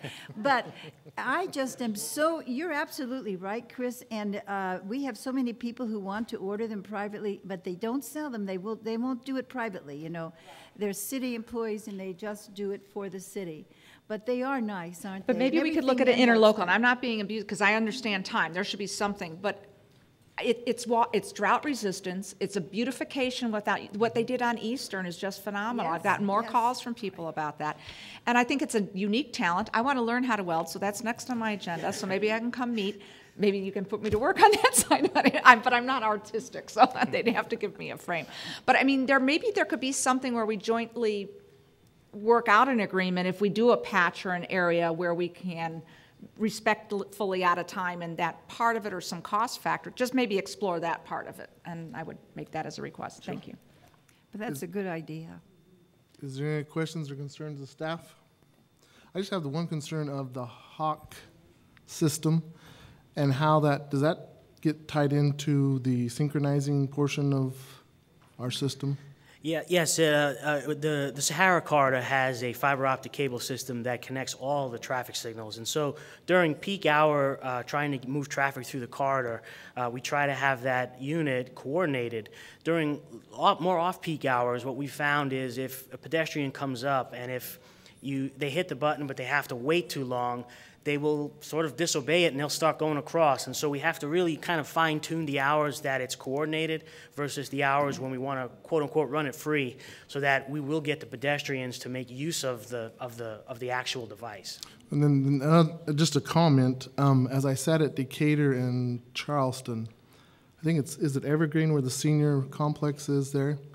Well, there's a senior citizen on the corner, and I guess what I'm saying is I'm glad to see we're going to look at maybe extending those times for them folks to get across the street, because they got halfway into the second section of getting across the street and saw the red hand.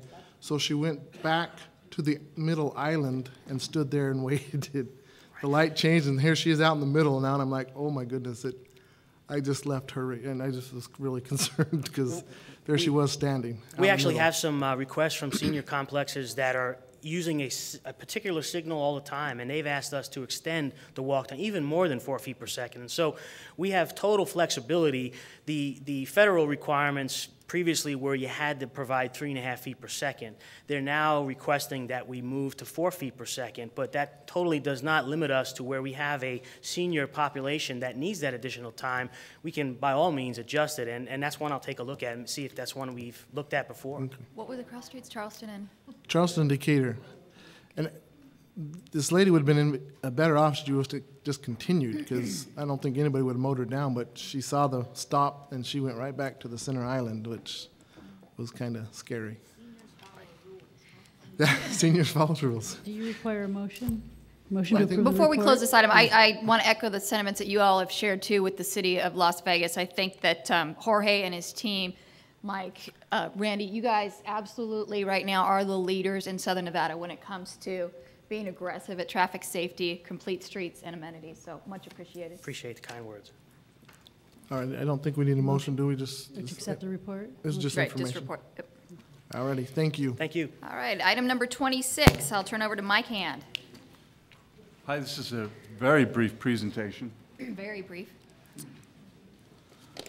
It could have been longer if the general manager report wasn't so long. On the Complete Streets Design Guidelines for Livable Communities, in just a moment I'll introduce my co-presenter, our consultant. Back in June, you approved the Regional Complete Streets Study and adopted the policy.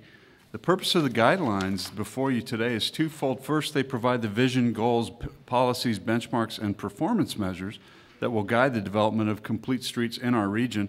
Second, they provide complete streets design guidance for the RTC and our member entities for use throughout the region.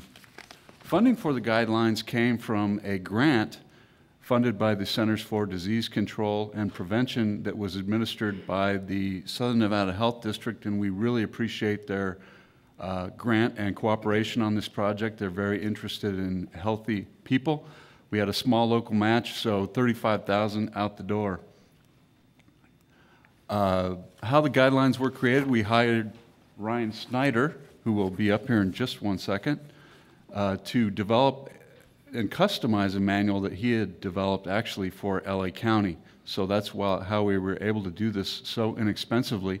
We put together a team of 40 engineers, planners from throughout the valley in both the private and public sectors, as well as members of the Southern Nevada Home Builders Association. That's the class picture that you have before you. Ryan facilitated 3 workshops in July, August, and September of last year and came up with our design guideline. The final draft was distributed in October of last year. The EAC had a few comments which have been addressed, and with that, Ryan Snyder, our consultant, will walk you very quickly through the chapters of the manual. All right, thanks, Mike. Basically, this manual was created as a template for Los Angeles County. We brought in people from across the country, some of the best street designers, engineers, architects, and others to develop it. But we customized this manual for this region. And the manual, the template has won 2 national awards, one from the Federal Highway Administration and one from the American Planning Association. So what you've got here is really state-of-the-art. But the first chapter really talks about how this fits in with other manuals in the region and how this can be applied by local government. The second chapter is all about the vision. And this is a vision of complete streets. So we're dealing with issues of not just transportation, but also of economic development, of livability, of health, and other aspects. And so this provides sort of a vision, some goals, policies, and benchmarks to measure the success of it. The third chapter deals with street networks and street classification. So we've created a classification system, and we talk about the value of having our street network highly interconnected, ideally with shorter blocks. And the fourth chapter is about the traveled way design. We spent quite a bit of time with this one, really looking at the cross sections of the streets, the width of the streets, the number of lanes, the width of the lanes, the presence of bike lanes, what do you do with buses, and so forth. And this is really almost the core of the manual in a sense. Chapter 5 is about intersection design. So all the things that can be done with signals, but also roundabouts and other treatments to make the intersections function well. And then chapter 6 is about universal pedestrian access. This is making sure that people of all ages and physical abilities are able to use the streets and the sidewalks. And it has quite a bit of detail about sidewalk design guidelines. So how wide different parts of the sidewalk should be in different land use contexts. Chapter 7 covers pedestrian crossing treatments, all of the things that Mike Jensen talked about, curb extensions and crossing islands and crosswalks and all of those devices that can make the pedestrian crossings better. Chapter 8 is about bikeway design, and not only sort of the traditional sort of bike lanes, bike paths, and signed routes, but the things like you're doing with colored lanes and now buffered bike lanes and some of the newer types of designs that we're working with. In Chapter 9, we integrate transit into the street. What can be done with bus lanes? How can the bus stops interface with the street? What items are important to have at the bus stops, and so forth. Chapter 10 is about traffic calming. We do a survey of all the sort of different traffic calming devices that are out there and provide guidance as to when what devices, where what devices are appropriate, so that when a city goes to use them, they'll have some guidance as to what to use. Chapter 11 is a streetscape ecosystem, dealing with issues of sort of street trees and how to landscape the street and hardscape the street to make it vibrant. Chapter 12 is called Replacing Streets. So it's about creating place in the street. So we've, for a long time, have thought about our streets as just sort of conduits for moving vehicles, but actually they're places. And what can be done to create places where people want to come shop and dine and really spend some more time. And then in Chapter 13, we provide guidance about how land use should interface with the streets. How, things like driveway location, doors opening up to the sidewalk, and some other details so that the streets become lively places where pedestrians and people can be. Chapter 14 is about retrofitting suburbia. What can be done to retrofit existing streets that are in a highly sort of auto-centric environment? How can we make them more complete for other users of the streets? As well as even taking large parcels of land and having them redeveloped to create new interconnected networks of streets where, for example, you might have an unsuccessful retail development. And the last chapter is about community participation and engaging people in the design of their own streets, and what are the techniques that can be used to bring people along and have them actually view the streets and the street design as their own. So with that, I will conclude and be available for comments, questions. Councilwoman? I think this is an exciting day to be at a point where we're approving the guidelines for the Complete Streets program. And I was just in Denver for the Rocky Mountain Land Use Institute meetings, and they were talking a lot about street designs and making communities more friendly to its residents and to visitors. And clearly, Complete Streets is a big part of that discussion. And I know I spoke to the gentleman who heads up the Complete Streets program, and he said we were right around the 500th community in the nation that's going to be adopting guidelines for Complete Streets. So it's truly exciting to make Southern Nevada much more friendly and user-friendly and improve the quality of life and health, safety, and welfare as well at the same time for all of our residents. So this truly is an important day. And actually, you're doing a little better. The 500 is having the communities have adopted Complete Streets policies, which you've already done.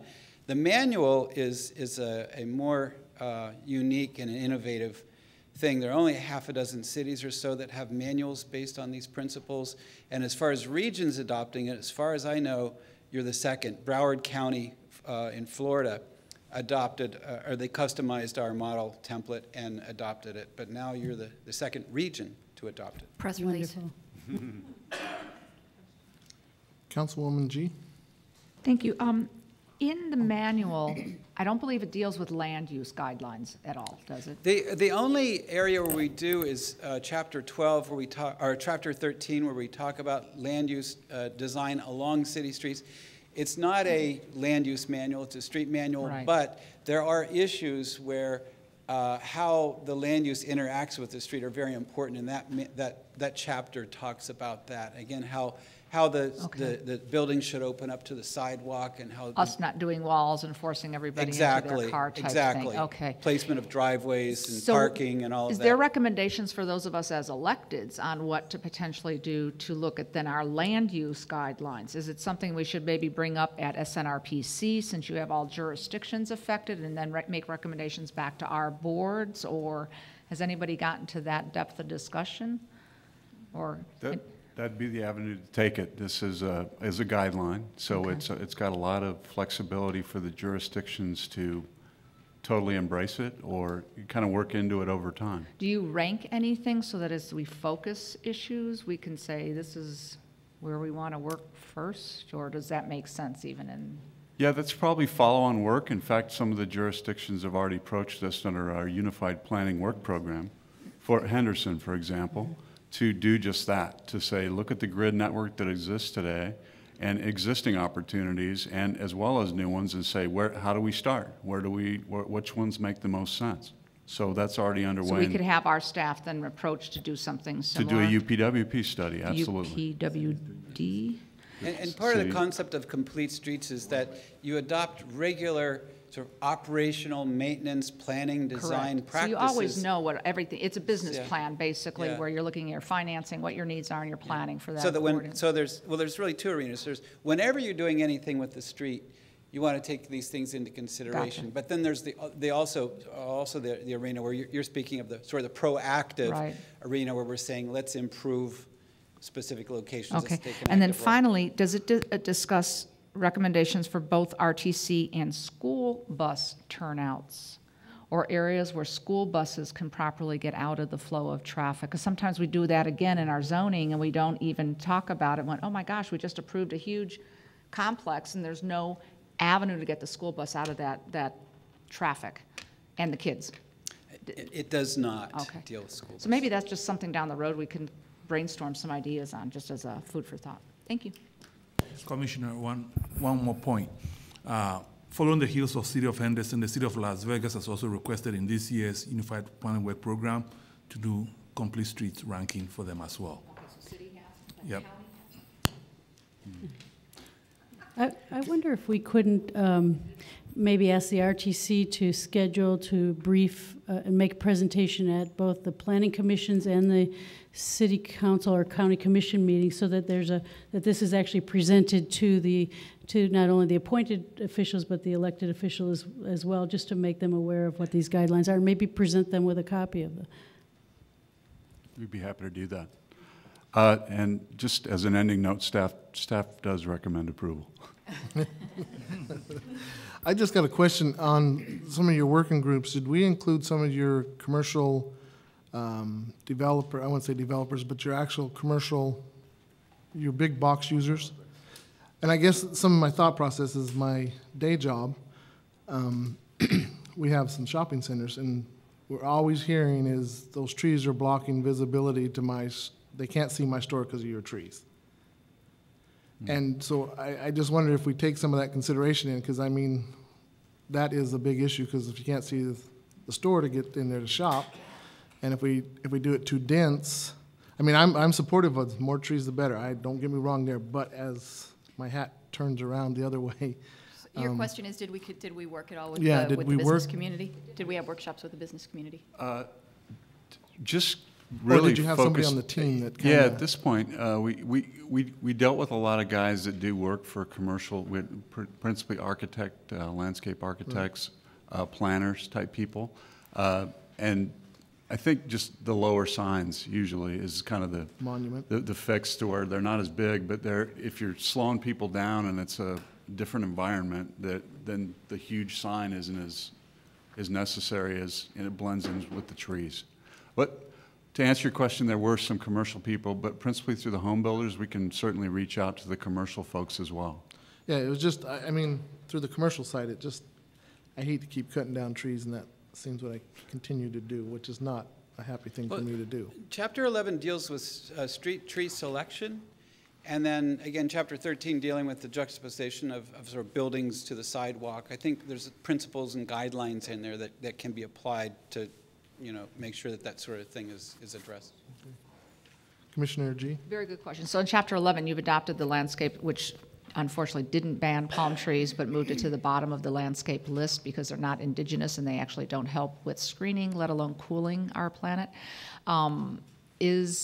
What guidelines did you use? Because we adopted SNRPC, a whole region. We cite the SNRPC guidelines. Okay. Which unfortunately didn't get rid of palms, so I'm hoping it's there. But no, that's a very valid question, because I know when they did Boulder Highway, we reached out to the businesses on either side who wanted certain trees. I kind of kiboshed a few of them for them because we wanted drought resistant, but ones that could be easily maintained, but also gave you some of the cooling effect, and they wound up going along with that part of it. So I know in the past that we've attempted to do that. But I think that's an interesting point, because you have to look at it as a viewscape from someone on a bike or a car to turn in, and we used to do these humongous up in the air, and maybe it's no longer the right requirement. We even look at our signage and our land use.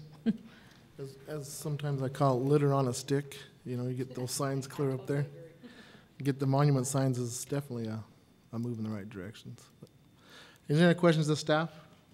I just had a question on Chapter 6. You talked about the width of sidewalks, and I believe it was clarified that that's flexible based on the jurisdiction. We just had a situation out there where we had funding through RTC and NDOT before my time here, and we're getting ready to do the construction.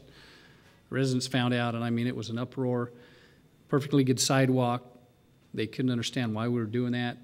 It did make sense. We went to them, went back to staff, and it was changed, and we put sidewalk where there wasn't sidewalk. I guess the concern is that it is flexible with those situations, because if there's funding available and we get it and then we come back and change it, we don't want to have it pulled because it didn't fit the box. So I mean, I just want clarification on that, because we just happened out in Mesquite, and it was good input from the residents. They didn't just come in with the problem; they came in with a solution. It worked, and everybody was happy. So, I mean, that's just. So I'm glad you clarified the flexibility, especially for me. Yeah, not only flexible within the entity, but context sensitive as well. Some full landscape treatments may not make sense, for example. So there's a lot entirely flexible within the document. It's about concepts and their implementation valley-wide as the entities see fit. These are design guidelines that use design principles that are meant to be flexible and be applied where the cities would like to use them. And how does it play into some of the stuff we have under construction that's in the first phase? Second phase, third phase, we still are allowed to continue down a road that doesn't follow this, or are we going to be asked? Yeah, I think if they're permitted, we wouldn't anticipate getting into the middle of that. Okay. Even if there's phase one's going to end and we're not going to have funding for phase two? I guess is my concern. and without saying a specific project, there's one in our city that's going on now, and phase 2 I don't think has been funded. As we get through phase 1 and we someday hopefully get funding for phase 2, is this going to be piled on because RTC's got a big part in this project in which I'm referring to? Are we going to, because I see some different things than what we actually. No, we would, the approving jurisdiction has the authority over that. Okay, all righty. Is there any questions of staff? Make a motion for acceptance and approval. There's a motion on the floor to accept the complete street design guidelines. We're actually, the item is for your approval, if that's. And that's for 25 and 26? No, just 26. 26. That's the motion maker's desire. Is there any discussion on the motion? Seeing none, all in favor? Aye. Any opposed? Thank you. Thank you, Mr. Vice Chair. Your last item is your second citizens' participation. Item number 28, conduct comment period for citizens' participation.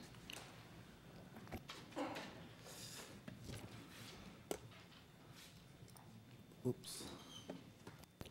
Don?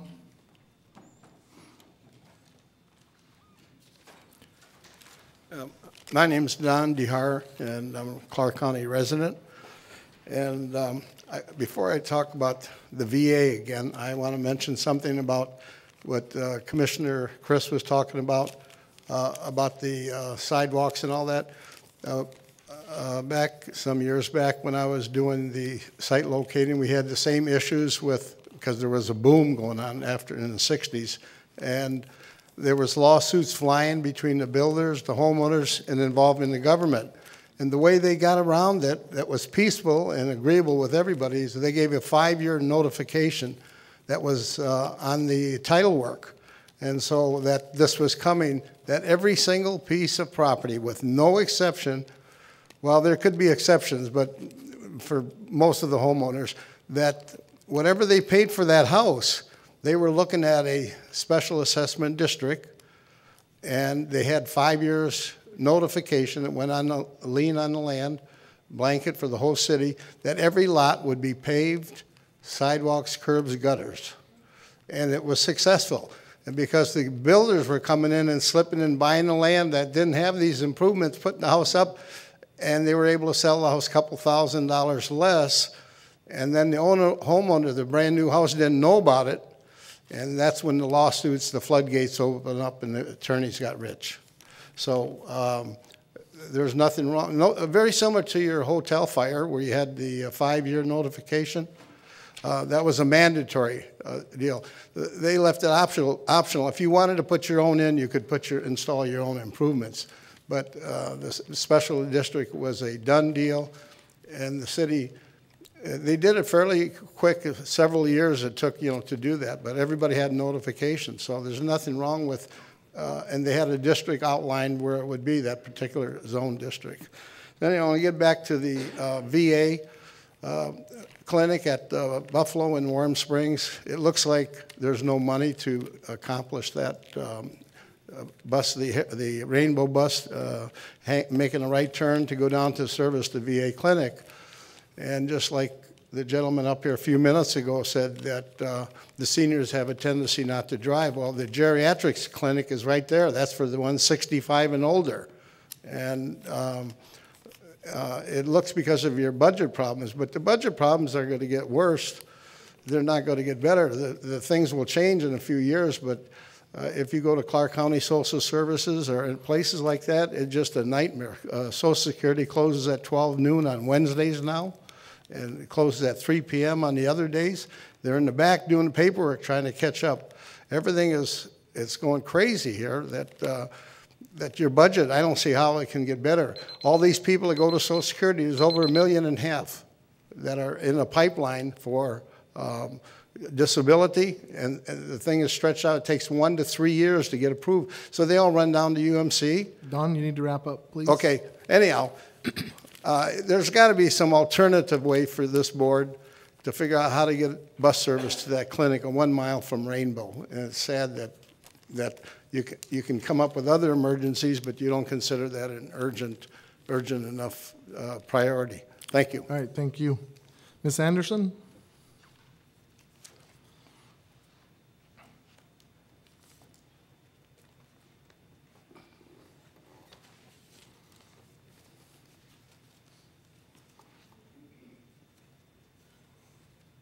Well, good morning. I'm Patricia Anderson.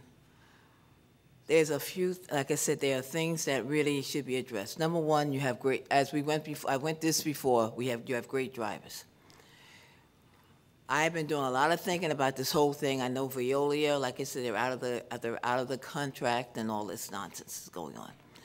But I think they really need to negotiate with them. I mean, they're experienced drivers. You have drivers there that have been 16, 17 years, and they should not be able to take a pay cut. That is a horrible thing to do. And number two, well, the Sahara Express, that is a nightmare. That because they eat on that bus, they do everything on that bus, they think it's a free bus, and it's not a free bus. They give the drivers a hard time. The expired bus passes, they feel, all right, once I say expired bus pass, it's expired. They'll tell the bus driver it's good. How could it be a good bus driver, be good? And it, show their, reduced card. I show my reduced card each time. I don't care if the driver knows me or not. It's respect for these drivers. And we cannot do this to these drivers. Like I said again, so I was riding with drivers this week, a lot of drivers. And I want to give, Barbara is here, give her a commitment. I can commend her because she goes, that Tropicana bus is a nightmare. I mean, the people there, they feel that, they have your fare ready, would have your concern and respect these drivers, and it's very important. As I say again, the cell phones. Well, again, we can't do it. Everybody has one, but they do scream on these cell phones would have your concern. And as I say, it's a lot going on. I've observed a lot going on, but I feel that what you should do, and I feel that should be at this point, I said it before, we need not to do any changes with NV, any other companies. I think we need to keep Veolia, work with them, because these drivers, and a lot of them are frustrated. A lot of them drivers want to quit and stuff. I mean, they've talked to me, and I'm trying to encourage them. I've been driving, sometimes I'm on 8 or 9 buses in one day. Sometimes 10. It all depends. And I'm observing them and I'm watching them. And even this morning I said, I'm going to the meeting, I'm there for you. So anyway, let's kind of respect these drivers and let's work with them and let's try to keep them, okay, because they're great. Thanks, Ms. Anderson. Randy Bozette.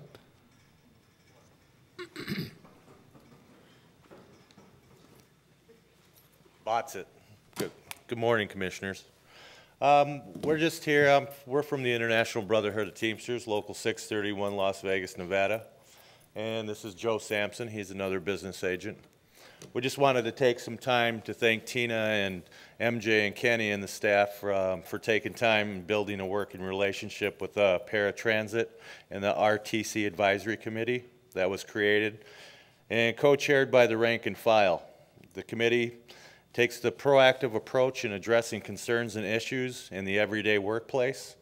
The committee would also like to thank Tina, MJ, and Kenny for their prompt response to the issues, and we look forward to working with them in upcoming meetings and making this a better environment to work in. Again, I'd like to thank you guys for taking the time to work with us. All righty. Whatever he said times 2. Thank you. That is the last of Jose. I reserved my last time Okay. also there. I just want to comment as to my previous statement before the RTC commissioners as to the way the ATU feels in the manner that you guys just threw out Veolia. I had 5 years with them, and now we have to negotiate a new contract in my years of service. To include the 2 operators that you guys just gave an award, 15 years and 20 years, now we have to negotiate a contract with MV and Keolis. But aside from that, though, it's nice that the SEIU could have an arbitration and be heard, nice CBA probably, and I hope Ms. Quigley does earn her salary, because come June, in July, we don't have no contract, the drivers are ready to not move those coaches. It's just a shame that now we got to negotiate a new contract with 2 new employers. And in my opinion, and as a veteran of the military and public servant, I've never seen a public entity have a double standard policy, especially to the citizens that work here in Las Vegas. And we'll be seeing around. ATU is not going anywhere. Thank you. Thank you. Anybody else has desires? Come forward and state your name and address, please. Good morning, ladies and gentlemen. Barbara Powell, elected Vice President of ATU, Local 1637, 17-year employee with the transit system. I just have a couple of things that I would like to address, one of which deals with the item 25 and the cutouts and things like that that are being implemented. I wanted to let you know that many of the turnouts are not designed to be coach-friendly. Many of them are too close to the driveways. Example, the one on the 201, which is the route that I operate, coming off of the over the 215. I'm right there where the traffic is coming from behind me, straight ahead, off of the 215, making right turns into the driveway at the Arroyo. I'm sorry, I can't think of the name of it right now. But here I am with a 60-foot coach trying to figure out how I'm going to get back 2 lanes over to proceed down to Badura. It's not easy, and these guys are coming anywhere from 50 to 55, 60 miles an hour. The coaches don't take off that quickly, especially if I'm loaded. Also, another one that comes to mind is the one at Flamingo and Nellis, westbound. The curb, in other words, you have to try to pull around a curb to pull in a 60-foot coach. If they were designed differently, we would pull in, you know, the open end would be at the end that we're pulling in instead of having to pull around. It makes it really, really difficult to do. So I would ask that they take time to look at that. And for many years, we've also spoken about the shelters being too close to the curbs. We have mirrors that hang down. We've always had to watch out for the pedestrians, always having to watch out for the shelters, making contacts with the mirror. Many, many of our employees have been lost because those have been chargeable accidents. And the analysts come in and tell you that they need to be moved back, and all of a sudden it's a great idea. As I said, you guys never listen to us. Never, never, never seem to listen to what it is that we have to say. You come up with all the wonderful things that you want us to implement, but yet and still we're not allowed to give you any input as to how it's going to work for us or, you know, work against us. The second thing is I would like to say congratulations to you, Tina. Thus far, it's been, my experience with you has been a pleasure. It has been quite easy to talk with you, and you are approachable. At the same time, I like to make sure that you make sure that some of that kind of trickles down to the foundation of this transit system. I also like to ask that you check with APTA for similar salary comparisons for the transit operators, the maintenance department. Please wrap it up. I sure am. And make sure that you compare any other system that runs 24 hours where the operators and the maintenance department are required to work on as many different types of equipment as we are. And again, congratulations, Tina, and make sure you let some of that trickle down. Thank you. Thank you. Is there anyone else has a desire to speak to the RTC board? Could I just make a comment? I thought, Tina, we set together, didn't we, from some past meeting, a situation where we would have the bus drivers come and meet, and I thought we did that, so. And maybe she isn't aware of it. We'll talk with Ms. Powell after this and make sure that we kind of highlight our driver focus groups that we have with both the paratransit operator and the fixed route operator. Okay, thank you. Yep. Seeing no more, this meeting's adjourned.